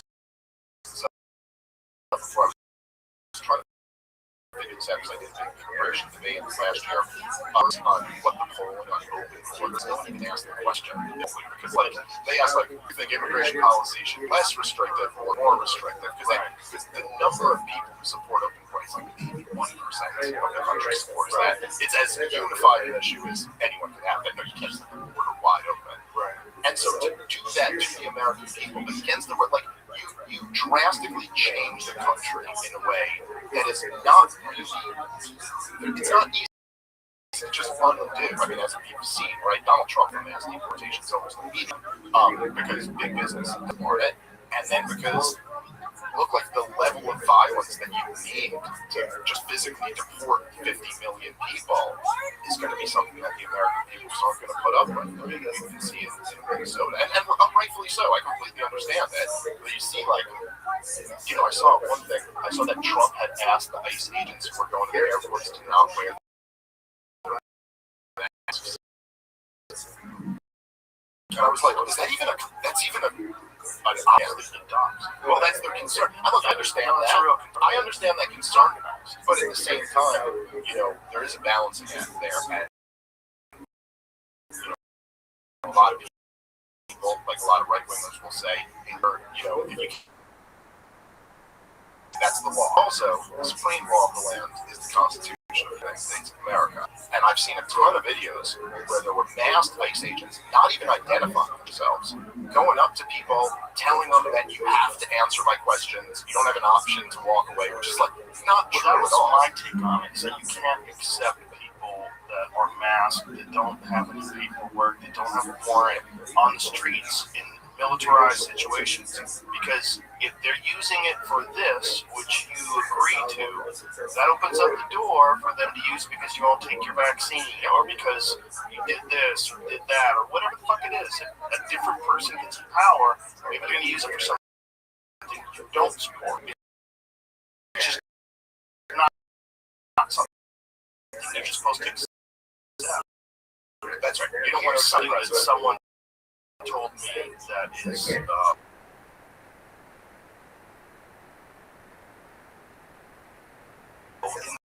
organizations directly affiliated apply for asylum. And because they've applied for asylum, you can't deport them until they go through the entire process. That is why. So there's people, at least terrorist sympathizers through direct communication, terrorist networks. They've done things with terrorist networks, and they've applied for asylum. So you have to go through some long-ass process through the legal system, and it's up to a judge whether or not this person, who may or may not be a part of a fucking sleeper cell, gets to stay in America. Yeah. Suicidal empathy. That's what Gad Saad calls it. I think he's right. I think he's got a fair point there. Suicidal empathy, in terms of the idea of that we cannot, on some level, that it's like, look, we have fire to preserve our system, do what's bad. We don't have to turn our country into something worse than what it otherwise would. So I think he's got a point there. And look, I'm not a big fan of Gad, Sam Harris, and a few others. They literally just trash me all the time and refuse to engage on a single thing I've said. So it'll just Gad doesn't engage. He calls me Wikipedia Dave on Twitter. I like the guy. Look, I have a good relationship. Well, that's true. I'm a big critic of Israel. He's a Mossad agent, so that is part of it. He's admitted that he worked for Mossad.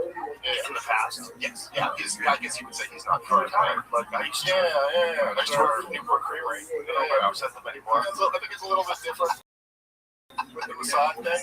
But I also think that the big component that those guys are missing is that we also create more influence with our foreign policy.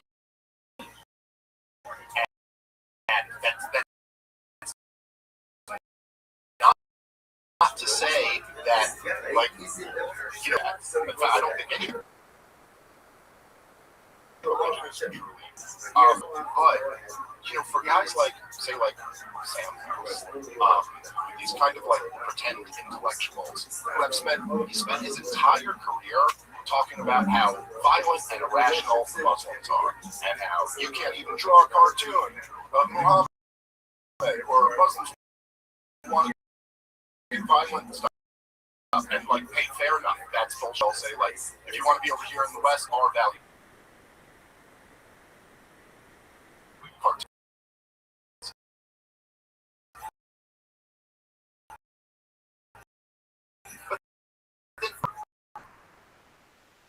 None of them ever, murdering an ayatollah. At the same time, it's okay, I'm fine with saying, okay, you don't want to have suicidal empathy. My buddy Keith Knight, I forget what he said, but he said something. Okay, I don't want to have suicidal empathy. Maybe it also is as we were talking about conversation with the whole thing about the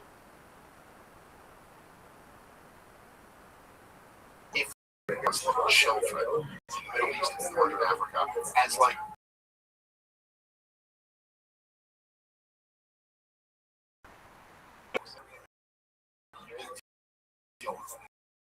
more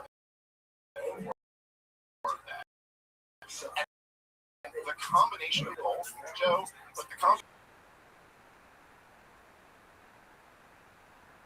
terrorism, everything, the idea that like we're gonna make an entire generation of Muslims. So many of them have seen what we've done to their countries, and also we'll welcome all of them in with no checks, and we can't get rid of them when they come here. Quite a combination. Yeah, it's all.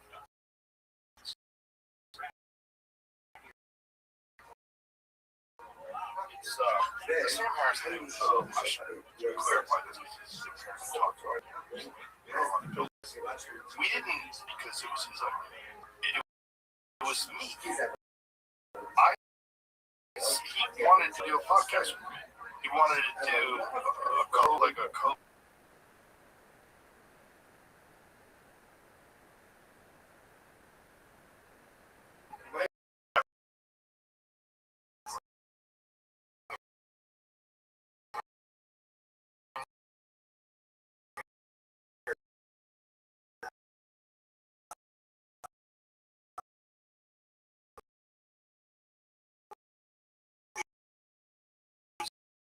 He was very pro-back.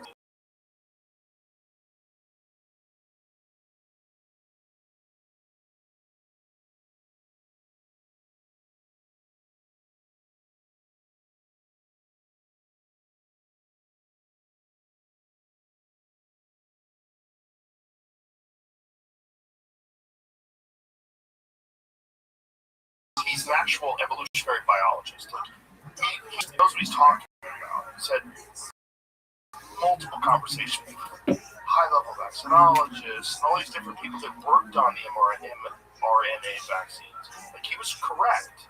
We all know that now. We know that all that he was talking about, whether it's masking doesn't work, social distancing, the lockdowns, and all the above. He didn't want to talk to Brett. I said, that doesn't make sense to me. Like, you talk to everybody. You have debates with Muslims on stage. That doesn't make any sense. Like, why wouldn't you talk to Brett?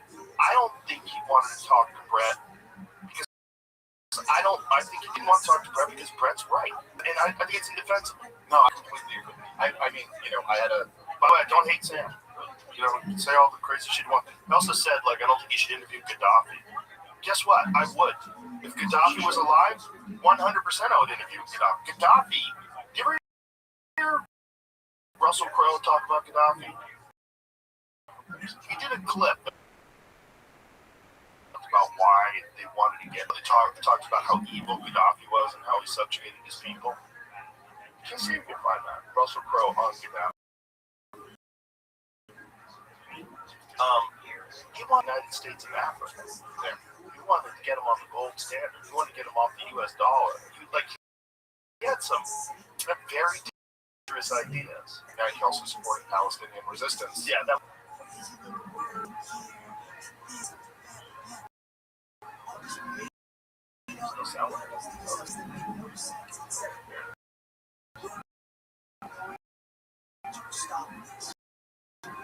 We have taught, for example, to regard Gaddafi in a certain way, but in this country, the fact that every person is given a house in a certain country, the fact that everybody's education and health care is free. Look at if somebody showed a particular talent or something that required for a seat. Those are all things put in place by the same country's leader that we are told is evil and corrupt. It doesn't quite balance. Well, there's also U.S. government interference. That's he ran afoul of the United States government.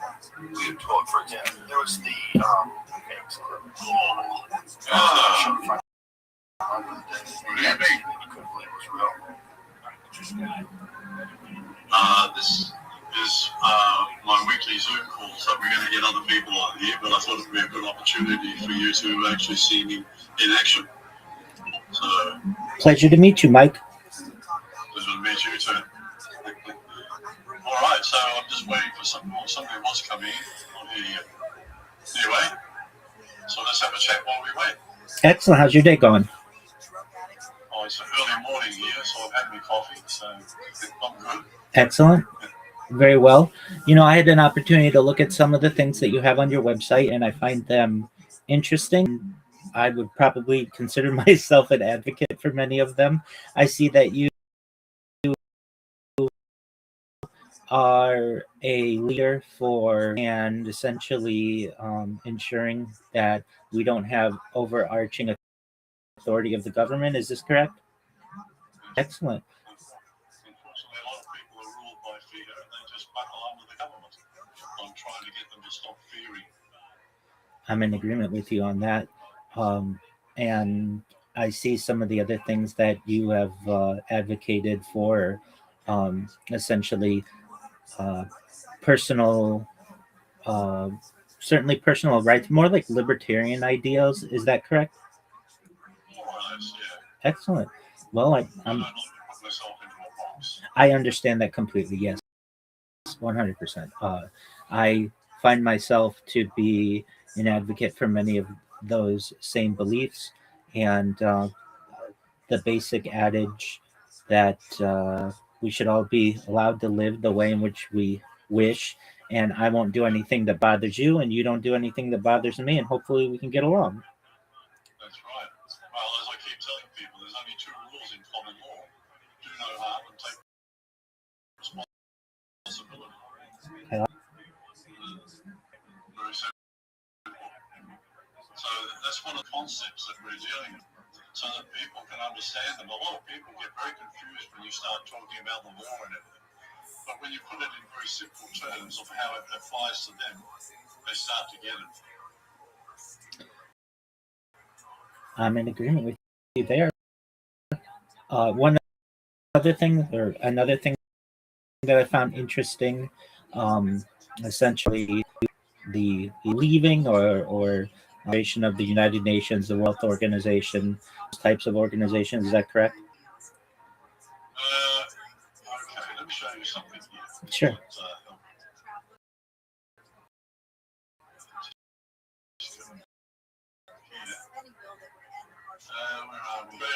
The government has signed us up to the Charter of the United Nations Act 1945. Now, the problem, and it's registered on the 10th of November 2021 here. Now, the problem is that when you start looking through here, what were you going to say? Oh, I wasn't saying anything. I'm listening. Oh, when you start, Act binds the crown. Now, this is very important. Most people have missed it. This Act binds the crown in right of the Commonwealth of each of the states of the Australian Capital Territory and of the Northern Territory. And nothing in this Act renders the Crown in any right liable to be prosecuted for an offence. In other words, this sets up the government as the Crown, not the English Crown as we're supposed to claim. So basically we've lost the Crown and we've lost the Commonwealth of Australia. It no longer exists. And so people don't know this. And this all happened back in 1920. Australia was one of the signatories to the League of Nations. Basically, what that did was it cut us off from the British Crown and the British Commonwealth and put us under the League of Nations, which then later on became the United Nations. So we are actually ruled by the United Nations. Who linked? Yeah, nobody. Right. Oh, very weak UN Secretary General. What is even their role anyway? Yeah. So, I'm trying to get people to understand this. A lot of people still don't. So was I until I learned it. And so I always thought the Constitution was there. It still is, but it's not being used by the government. So even though we have a Constitution, it's out of date.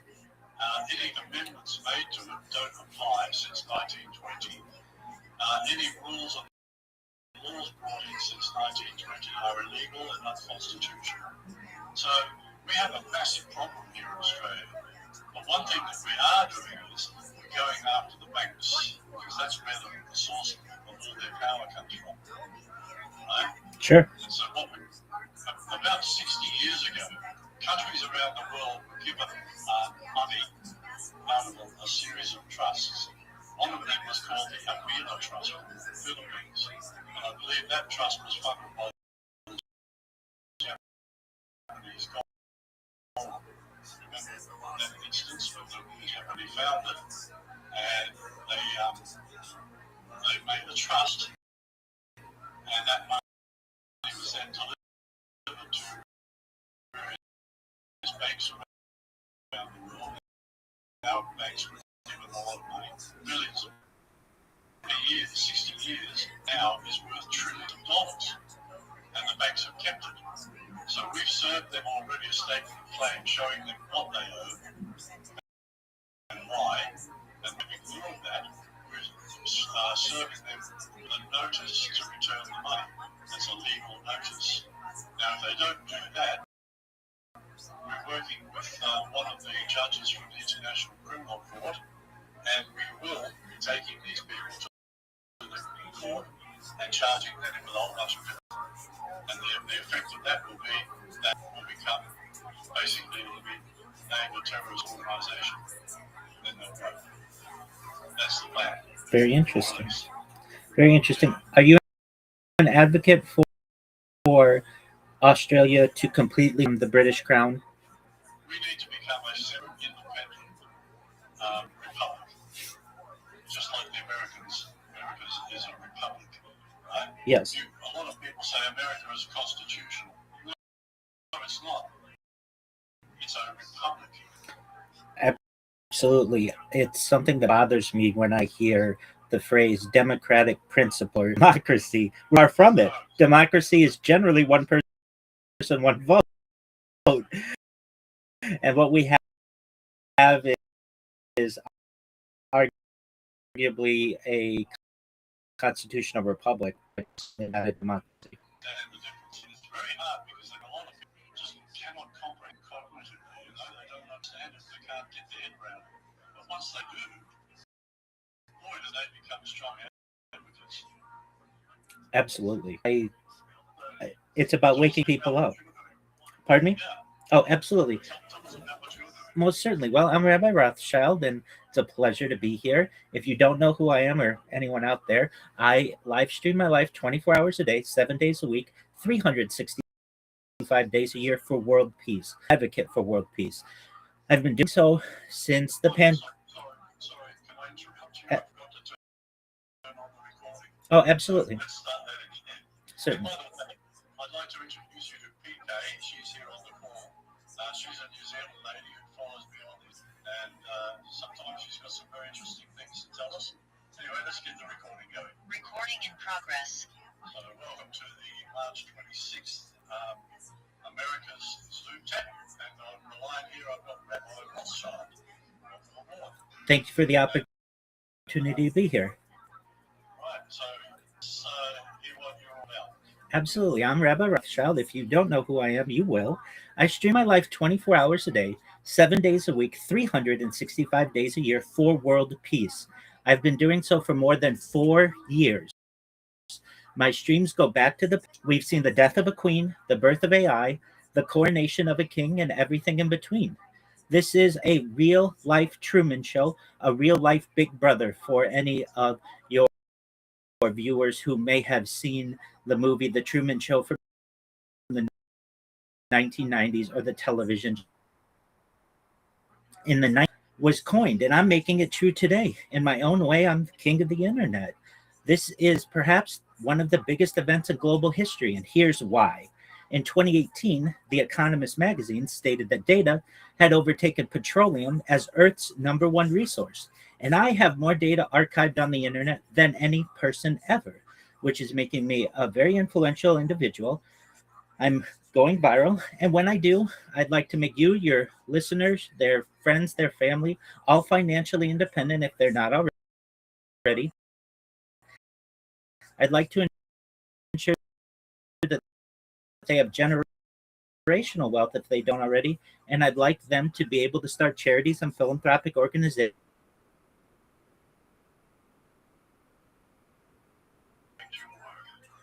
Well, it's a double-edged sword, certainly. People immediately judge me thinking that I'm some type of banker who wants to take everything from them many times. In no way, anyone, I don't ask for donations. If anything, I want to give what I earn in the future to the world. I feel that that is excellent opportunity to be able to provide the less fortunate with clothing, with housing.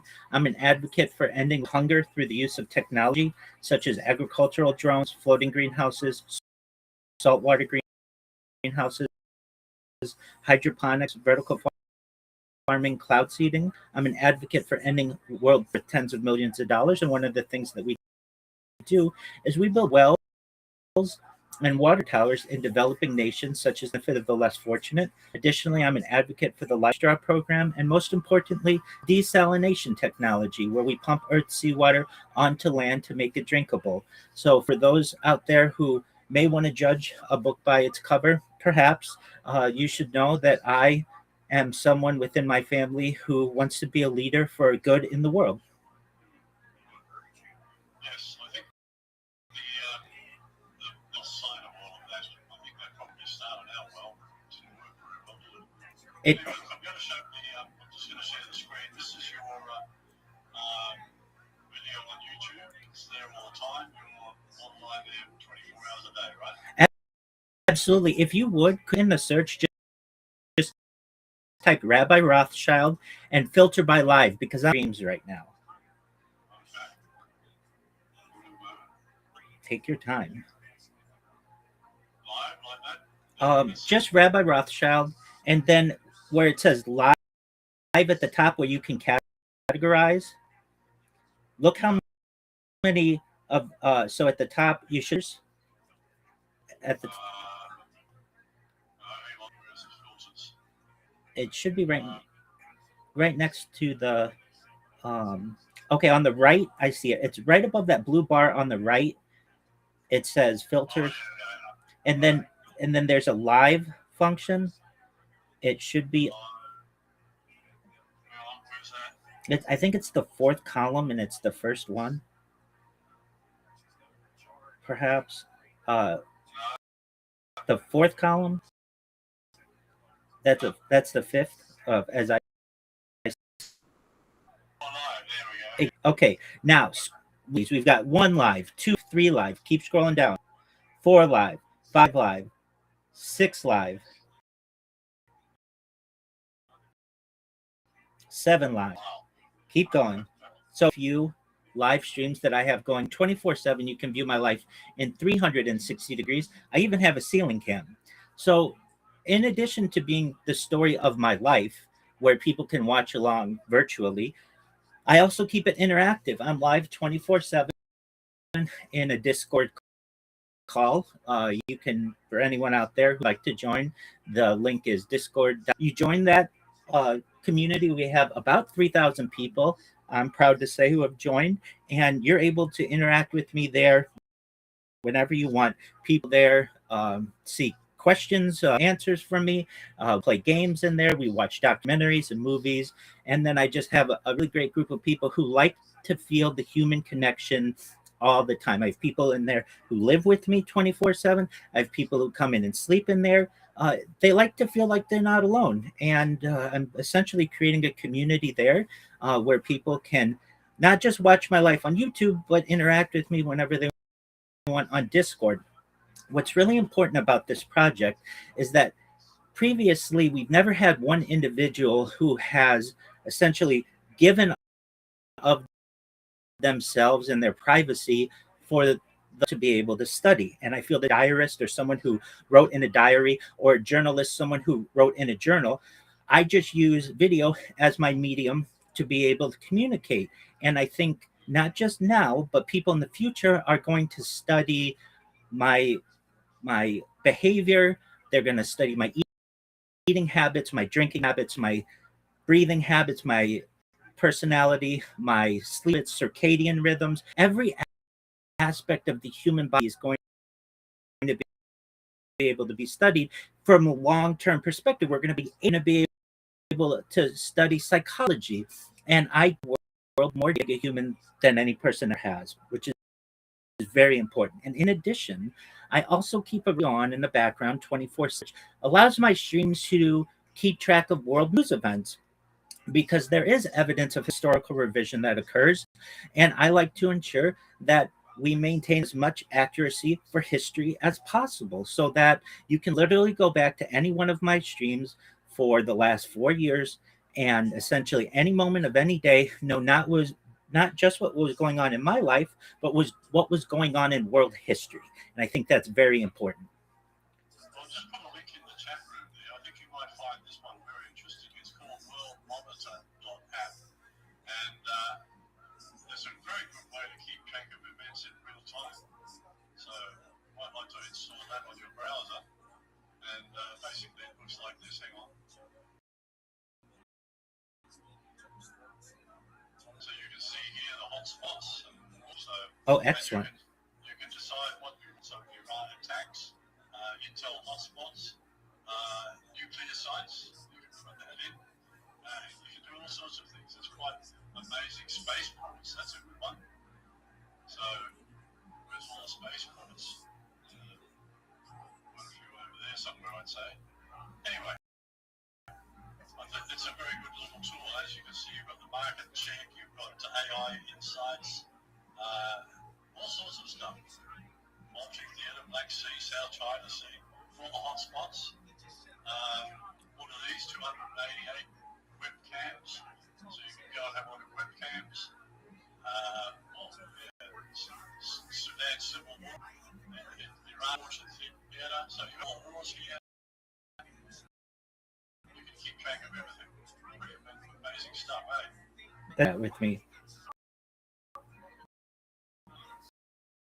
And in a similar way, I do my best to track all of these using audio. So literally track reaction was when I heard about the war in the Middle East or the war in Ukraine or what I was doing when I found out Queen Elizabeth II had died and all of the events that have occurred since. And another really interesting thing, I was an early adopter of ChatGPT in November of 2022, but I had already started my stream in 2021. So I have a whole entire year of my life where large language models were foreign to the individual. And I was GPT when it launched November 30th, 2022, and all of the ways that large language models have changed society since that date with the advent of Claude and Gemini and Grok and how it's changed people's employment and how it has changed communication. So that's a really interesting aspect of my streams as well, that we have basically pre-AI and now since aspect as well. Claude is a very interesting little piece of nasty things that just wasn't but I'm going to show you something else that I love. It's called SureThing, surething.io. And once you install this, it will monitor your, you connect up all your apps. So I've connected up my email, and it goes through my email for me, during the day. And it will even answer. So, for instance,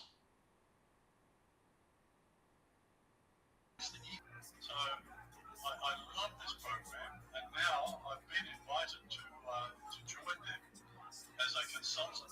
Well, just one call to start off with, and I suspect because I've been in computers since 1965. Oh, phenomenal! I joined the Air Force, and I was, Enigma encryption machines for World War II. Yes. I was working on those back in 1965, 66. So I was a communications specialist in the RAAF, the Royal Australian Air Force. I was in the Vietnam War, sitting in a little hut in the middle of all the rice fields up there in northeast Thailand, on monitoring the Viet Cong and the Chinese communications, identifying various people in those organizations, recording their interactions, and sending that to ASIO, which is our local version of the CIA, but also going to the CIA to help them direct the war. So, I'm a very interesting part of the war. Fascinating. Wow, Blazer. In both intelligence and computing. I was going to become a mechanical engineer. That's what I wanted. And they tested me. And they said, no, you've got no aptitude for that. You'll be going into communications. Okay? And out of 35 people in our original course, only 5 of us graduated. So it was a very tough course. And in that course, I learned things like encryption, radio communications,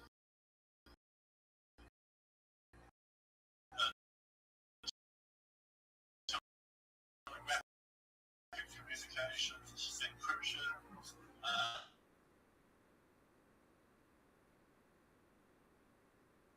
the stovepipe lifestyle. When you join the military, you have no life. Right. You become a slave, basically. So I got out and managed to travel around Australia a lot. And then in 1978, I left Australia intending to travel overseas to England. And I traveled through Southeast Asia, got as far as Bangkok. Somebody offered me a job, and I thought to myself, well, actually I went back to my hotel thinking about it. And I'm thinking there, in England, weather's terrible. Situation. And here in Thailand, I've got hot weather, hot food, and hot women. Yeah. There you go. And I ended up getting married to 2 Thai women. And divorced the first one after 10 years because she was unable to have a family that I wanted. And then 10 years after that, I met my current wife, and we've been married now for over 26 years. So congratulations. Yeah, we're doing pretty well. We've got 2 beautiful daughters. And I never finished the trip. Well, I did finish the trip. I flew over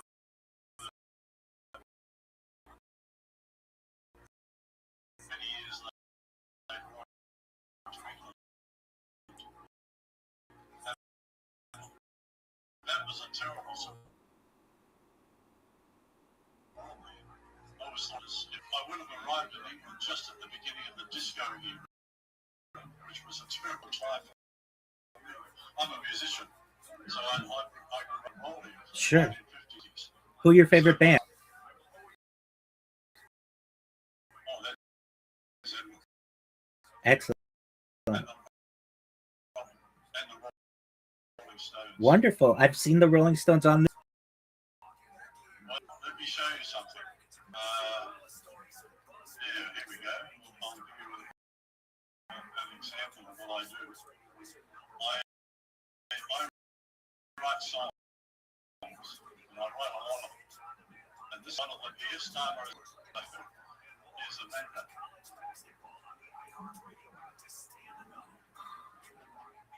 Anyone? No, we're having a bit of trouble with the bandwidth. Hang on. What happened? You're okay. I'm patient. Take your time.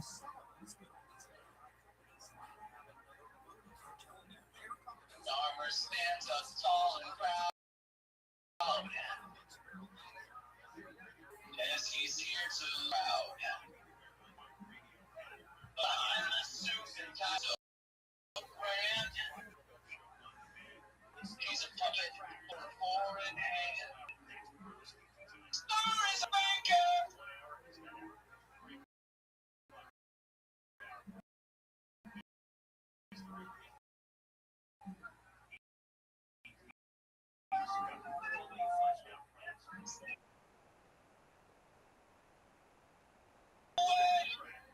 You can find all that on my website.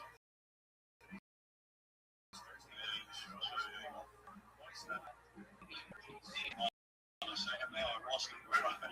Okay. Yeah, so you can find my website at myholtshow.com. I'll share the screen here for you.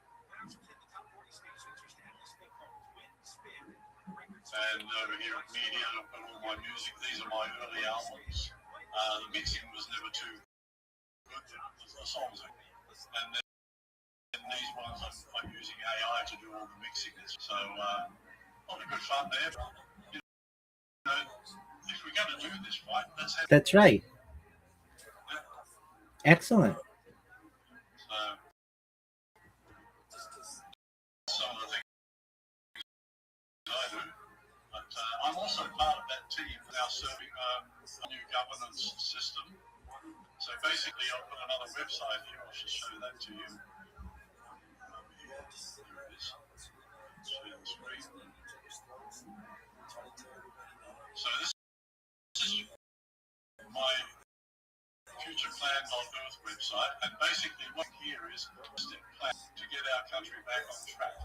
So the first two steps, CIR and Digital Voting App, and these will be basically we need these two to get everything else going.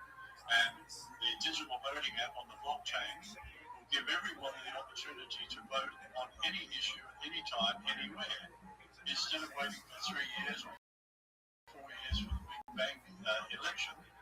And here, the electoral reforms will create smaller electorates, and we combine 50 electorates to create a regional government. And then each electorate will elect one qualified person to represent us, and elect one person from the region to represent us in federal government. So we reduce the size of government. We make government more accountable to the people, in fact, totally accountable, using the plan. Very interesting. Yeah, website.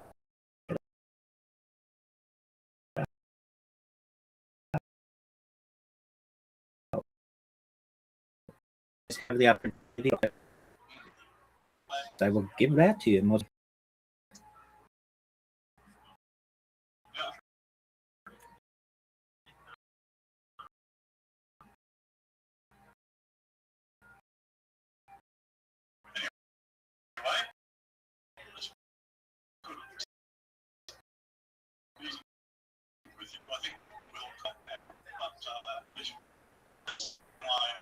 Can you help me there? Can you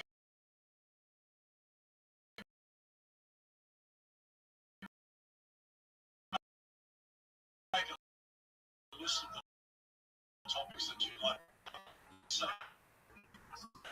Excellent. Absolutely. I can email that to you. Is that okay? Yeah, that's fine. Excellent. Can find me is in my Discord, discord.me/rabbi. If you type that link in, you'll get a link to be able to join my Discord. Additionally, check me out in my Linktree, linktree.com/. You will find litany links there where you can find a link to all my YouTube streams. You can find a link to my blog, which is rabbirothschild.blogspot.com. You can also find all of my social media, or much of my social media. I like to say that I have more social media than any person on earth. I have over 100 YouTube accounts, over 200 Instagram accounts, over 500 Twitch accounts, over 1,000 TikTok accounts, over 2,000 Twitter accounts, over 5,000 Blue Sky accounts, and over 10,000 Kick accounts. So basically, if you want to find out anything about me, you can hashtag ViralRabbi, ViralRabbi, and you'll get a lot of my content. And I appreciate the opportunity to be able to meet with you and to be here with your viewers. And I look forward to our future discussions. Mike, thank you. I am on Facebook. Yes.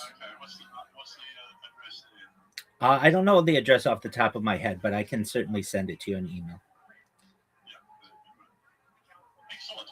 All right, mate. Very nice to meet you, and I look forward to having some very interesting discussions. Absolutely. Thank you so much, and thank you for the opportunity to be here. See you again. Take care. Bye, PK, have a good time in New Zealand. We've just had the most monster, nasty, heavy storm. So I want to dry up because I'm still in the building stage.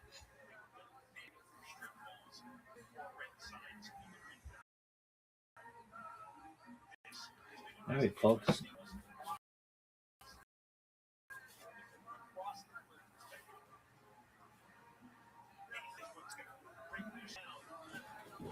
That was cool.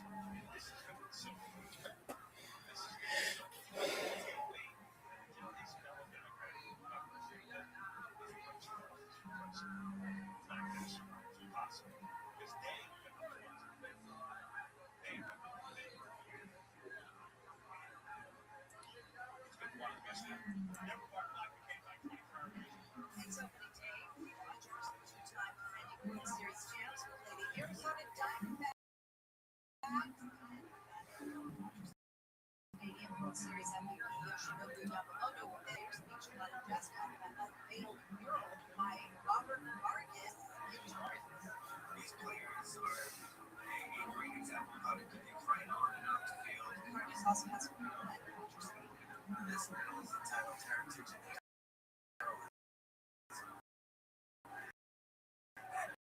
of course it's about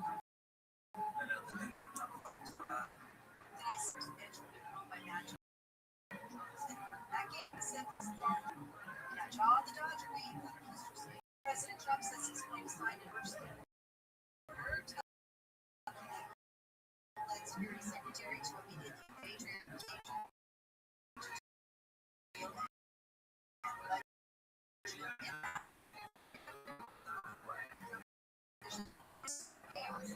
President Trump has also extended the deadline for Iran to open straightforward news. He says the Iranians have until April 6th to open the strait. He says he will rock on bombing Iran's energy plants at least until then. Part of Avalon News, those on Catalina Island, it's a sewage spill. Discharged most about 100 yards on this line. The enclosure will be taking place until water quality tests show bacteria levels meet state standards. Los Angeles County Public Health says that is one officials say tens of millions of dollars have been earmarked for rail and freight projects in the LA area as part of a broader $900 million transportation funding package. Among the local projects is $35 million for rail power infrastructure. $35 million for expanded freight rail. Trump has explained why he voted by mail and in Florida for a cabinet meeting dates. He did it because it pleased the president. Held to an event for him in Washington, D.C.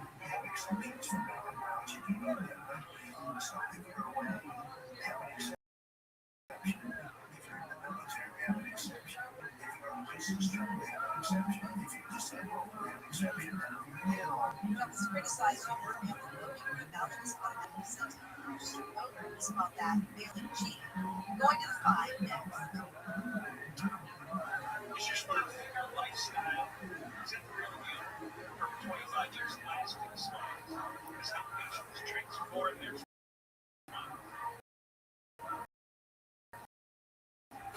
college basketball back in the spotlight. Brackets across the stories of buzzer beaters that make history. Watching the Fox Sports Radio is your #1 preset on the iHeartRadio app. Plus, John and Dan podcast for more coverage with the Dan Patrick Show. With college coverage or frontline looks like an NBA front and more. Search college basketball on the iHeartRadio app to stay in the know.